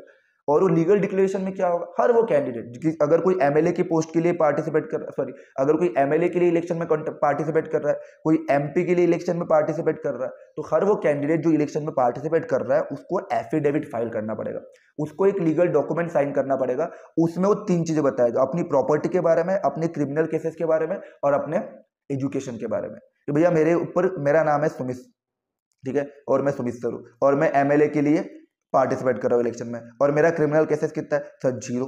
ठीक है, क्रिमिनल केसेस 0 है। प्रॉपर्टी कितनी है? प्रॉपर्टी भी 0 है। और एजुकेशन क्वालिफिकेशन ठीक ठाक है। ठीक है, तो आप एजुकेशन क्वालिफिकेशन आपको बताना पड़ेगा, आपको अपने क्रिमिनल केसेस बताना पड़ेगा और आपको अपनी प्रॉपर्टी बताना पड़ेगा। सर ऐसा क्यों? ताकि पीपल को एक जेन्युइन इन्फॉर्मेशन पता चले, पीपल के पास एक जेन्युइन इन्फॉर्मेशन हो कि इस कैंडिडेट को, ये जो सुमित सर है, ये जो व्यक्ति है जिस कॉन्स्टिट्यूएंसी से नॉमिनेट हुआ है, जिस कॉन्स्टिट्यूएंसी से इलेक्शन में पार्टिसिपेट कर रहा है, उसके पास प्रॉपर्टी कितनी है, वो कितना क्वालिफाइड है और उसके ऊपर क्रिमिनल केसेस कितने हैं। तो मनी एंड मनी पावर्स को, मसल्स पावर को, क्रिमिनल केसेस को इलेक्शन में, पॉलिटिकल पार्टी में मनी और मसल्स के इन्फ्लुएंस को रोकने के लिए, मनी और क्रिमिनल बैकग्राउंड के इन्फ्लुएंस को खत्म करने के लिए सुप्रीम कोर्ट ने ऑर्डर दिया था कि हर वो कैंडिडेट जो इलेक्शन में पार्टिसिपेट कर रहा है उसको एफिडेविट फाइल करना पड़ेगा।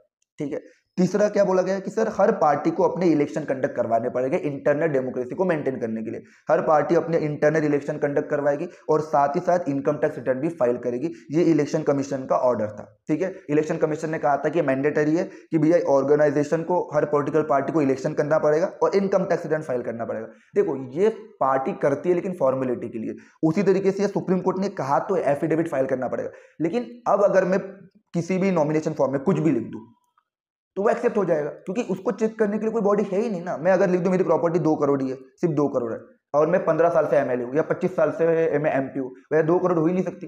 इंडिया में ऐसा हो ही नहीं सकता, कोई करप्शन ना करे। तो ये जो आपकी इंफॉर्मेशन आप दे रहे हो एफिडेविट के थ्रू, इस इंफॉर्मेशन को चेक करने के लिए कोई बॉडी है ही नहीं। ठीक है, तो क्या ही मतलब? इसके ये 3 एफर्ट थे। पहला एफर्ट क्या था कि सर एक लॉ बनाया था, एंटी डिफेक्शन लॉ। ठीक है, डिफेक्शन के अगेंस्ट में, यानी आप पार्टी को चेंज नहीं कर सकते।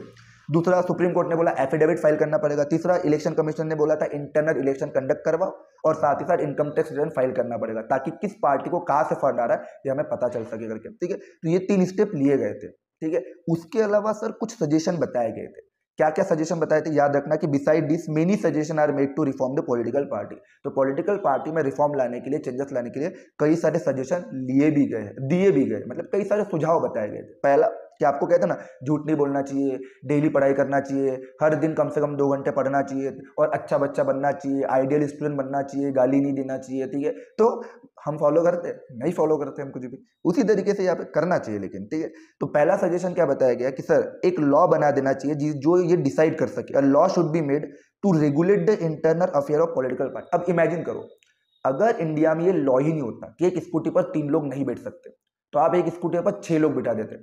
इंडिया में इतना टैलेंट है, इंडियन पीपल में उतना टैलेंट है कि वो स्कूटी पर, एक स्कूटी पर 6 लोग बिठा भी सकते हैं।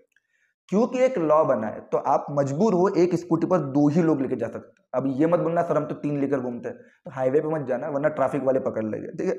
तो यहाँ यही बोला गया कि सर लॉ के डर से हम सिर्फ 2 ही लोग बिठाते, लॉ नहीं होता तो हम 6-6 7 7 लेकर बैठ जाते, 6-6 7 7 लेकर चले जाते। तो यहाँ यही बोला गया कि एक लॉ बनाना चाहिए जो ये कंपलसरी करवाए, जो इंटरनल अफेयर पॉलिटिकल पार्टी के इंटरनल अफेयर को रेगुलेट करे, पॉलिटिकल पार्टी के इंटरनल इलेक्शन को रेगुलेट करे, क्योंकि लॉ है नहीं तो कोई करवाता कोई नहीं करवाता। जैसे एक पॉलिटिकल पार्टी है जिसका 15-20 साल से एक ही व्यक्ति प्रेसिडेंट था, ठीक है, वैसे ही यह बोला गया कि लॉ होना चाहिए, लॉ होगा तभी तो आप काम कर पाओगे ना।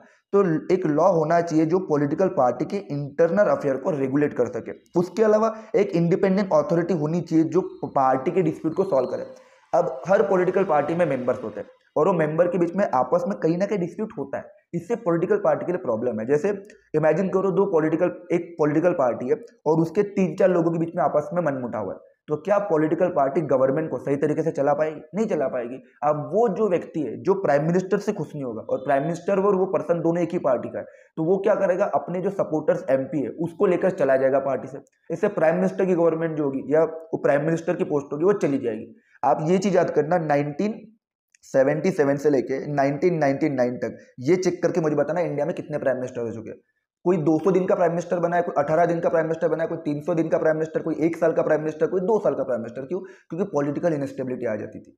इसलिए यह बोला गया कि ये पार्टी के अंदर हो रहे डिस्प्यूट को सॉल्व करना बहुत जरूरी है, और पार्टी के अंदर के डिस्प्यूट को सॉल्व करने के लिए एक इंडिपेंडेंट अथॉरिटी होनी चाहिए, एक इंडिपेंडेंट जो किसी मेंबर की तरफ से ना हो। वो इंडिपेंडेंट अथॉरिटी का एक ही काम होगा, पार्टी के मेंबर के अंदर होने वाले डिस्प्यूट को, लड़ाई झगड़े को, वाद विवाद को सॉल्व करना, ठीक है। ये सजेशन था। दूसरा सजेशन क्या कहता है कि sir there should be a quota. आपने क्या किया है कि आपने 1/3 सीट जो है ना वो लोकल गवर्नमेंट में दे दी, पंचायत में 1/3 सीट विमेन को दे दी, म्यूनसिपैलिटी में 1/3 सीट विमेन को दे दी। यहाँ क्या बोला गया कि हर पार्टी में ये होना चाहिए कि एटलीस्ट मिनिमम 1/3 सीट, वहाँ पे भी मिनिमम एक कोटा होना चाहिए। कोटा में वहाँ 1/3 लिखा हुआ है बुक में, अगर आप चेक करो 33% समथिंग। तो there should be quota for women in party ticket. कि सर अगर मान के चलो कोई पार्टी है बीजेपी पार्टी अगर मध्य प्रदेश में 100 लोगों को खड़ा कर रही है, बीजेपी पार्टी अगर मध्य प्रदेश में 100 कैंडिडेट को नॉमिनेट कर रही, तो 100 में से 33 कौन होना चाहिए? विमेन होना चाहिए। तो यहाँ पे ये बोला गया, एक सजेशन दिया गया कि हर पॉलिटिकल पार्टी को अपनी एक सर्टेन अमाउंट ऑफ टिकट किसको देना चाहिए? विमेन को देना चाहिए। तो एक कोटा विमेन के लिए होना चाहिए, एक रिजर्वेशन होना चाहिए विमेन के लिए कि सर्टेन अमाउंट या 33% जो टिकट है वो हर पॉलिटिकल पार्टी विमेन को दे। और हर पार्टी में जो डिसीजन बॉडी होती ना, वो डिसीजन मेकिंग बॉडी में भी विमेन का रिजर्वेशन होना चाहिए कि हर पार्टी के डिसीजन टॉप लीडर के लोग ही क्यों लोगे, टॉप ही लीडर लेंगे। लेकिन वो टॉप लीडर, आप एक बार बता दो मुझे, कमेंट करके ऐसी पार्टी का नाम बता दो जिसके टॉप लीडर में, टॉप डिसीजन मेकिंग बॉडी में कोई विमेन हो करके।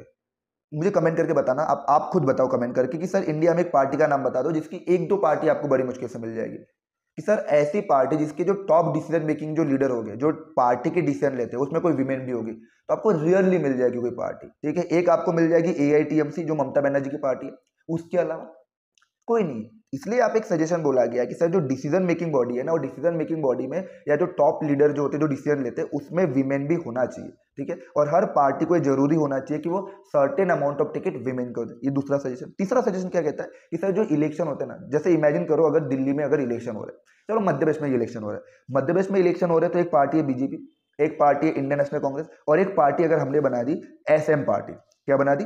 SM party. अब SM पार्टी तो बहुत छोटी पार्टी है, इसको कोई जानता ही नहीं है। अब ये दोनों जो है नेशनल पार्टी है। अब नेशनल पार्टी के पास फंड ज्यादा होगा, पैसा ज्यादा होगा, तो ये पैसे और फंड का ज्यादा यूज कर पाएंगे, इनके इलेक्शन के चांसेस ज्यादा है। लेकिन SM पार्टी छोटी मोटी पार्टी है, इसको एक गांव भी नहीं जानता होगा, तो इस पार्टी के पास जो है ना पैसा नहीं है, फंड नहीं है, तो क्या ये इक्वल इलेक्शन हो रहे हैं? अनइक्वल इलेक्शन हो रहे हैं। इन दोनों के कंपेरिजन में ये पार्टी इनके सामने बहुत छोटी पड़ रही है। इसलिए यहाँ पे क्या बोला गया कि एक स्टेट फंडिंग इलेक्शन होना चाहिए, यानी गवर्नमेंट इलेक्शन को कंडक्ट करवा, इलेक्शन को तो इलेक्शन कमीशन कंडक्ट करवाती है, लेकिन ये जो इलेक्शन में जो फंड होगी वो इलेक्शन के लिए फंड कौन देगा? स्टेट देगा। इंडिया में इलेक्शन को इलेक्शन कमीशन कंडक्ट करवाता है, लेकिन ये इलेक्शन में जो फंड है वो हर पार्टी अपना अपना फंड यूज करती है। बीजेपी अपना फंड यूज करेगी, कांग्रेस अपना फंड, आम आदमी पार्टी अपना फंड यूज करेगी। लेकिन यहाँ बोला गया कि सर ये जो फंड है ना वो पार्टी यूज ना करे, अपना यूज ना करे, गवर्नमेंट देगी कि हाँ भैया इस पार्टी को इतना मिलना चाहिए, इस पार्टी। इससे क्या होगा कि गवर्नमेंट हर पॉलिटिकल पार्टी को इक्वल फंड देगी, और जब गवर्नमेंट हर पॉलिटिकल पार्टी को इक्वल फंड देगी, इससे क्या होगा? इससे ये होगा कि हर पॉलिटिकल पार्टी में इक्वलिटी रहेगी। इक्वल चांसेस हो गए जीतने के। आप किसी को ये नहीं बोल सकते ये लार्ज पार्टी है तो इसके जीतने के चांसेस ज़्यादा है, ये ज़्यादा इन्फ्लुएंस कर गई। एक पार्टी जो बहुत कमजोर है, उसके पास पैसा ही नहीं है, उसके जीतने के चांसेस बिल्कुल जीरो है, भले उसके लीडर कितने भी अच्छे क्यों ना हो। तो यहाँ पे स्टेट फंडिंग इलेक्शन की बात की कि इलेक्शन हो गया, लेकिन ये इलेक्शन में जो फंड होगा, जो पैसा होगा, वो हर पॉलिटिकल पार्टी को गवर्नमेंट देगी, ठीक है। और ये डिसाइड होगा कि आपको पिछले इलेक्शन में कितने वोट मिले, ठीक है। Government should give party money, government देगी पार्टी को पैसा कि आपको बैनर चिपकाना है, पोस्टर चिपकाना है, रैली करवाना है, रैली में पेट्रोल चाहिए, गाड़ियों में पेट्रोल चाहिए, या फिर स्टेशनरी का सामान चाहिए, इन सारे चीज़ों के लिए गवर्नमेंट आपको पैसा देगी। और किसको कितना पैसा मिलेगा ये डिपेंड करेगा उसको, उस पार्टी को पिछले इलेक्शन में कितने परसेंट टिकट मिली है, कितने परसेंट वोट मिले करके।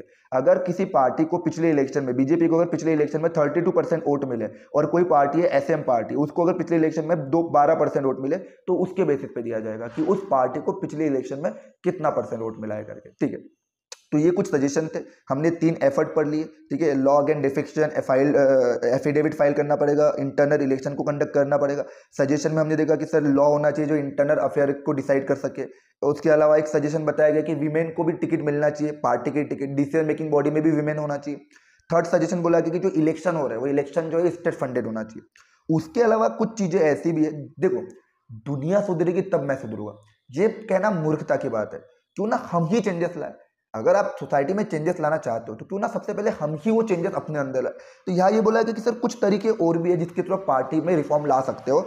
Greater role of citizen in demanding reform, कि सर एज ए सिटीजन मेरा रोल क्या है। एज ए सिटीजन मेरा ये रोल है कि मुझे अगर लग रहा है कि कोई पॉलिटिकल पार्टी कुछ चीजें गलत कर रही है तो मैं प्रोटेस्ट कर सकता हूँ, मैं पेटिशन फाइल कर सकता हूँ, मैं सोशल मीडिया पे कैंपेनिंग कर सकता हूँ, मैं पब्लिसिटी कर सकता हूँ। इस सारी चीजों को यूज करके एज ए सिटीजन मैं अपनी ड्यूटी परफॉर्म कर सकता हूँ और पॉलिटिकल पार्टी में चेंजेस ला सकता हूँ, ठीक है।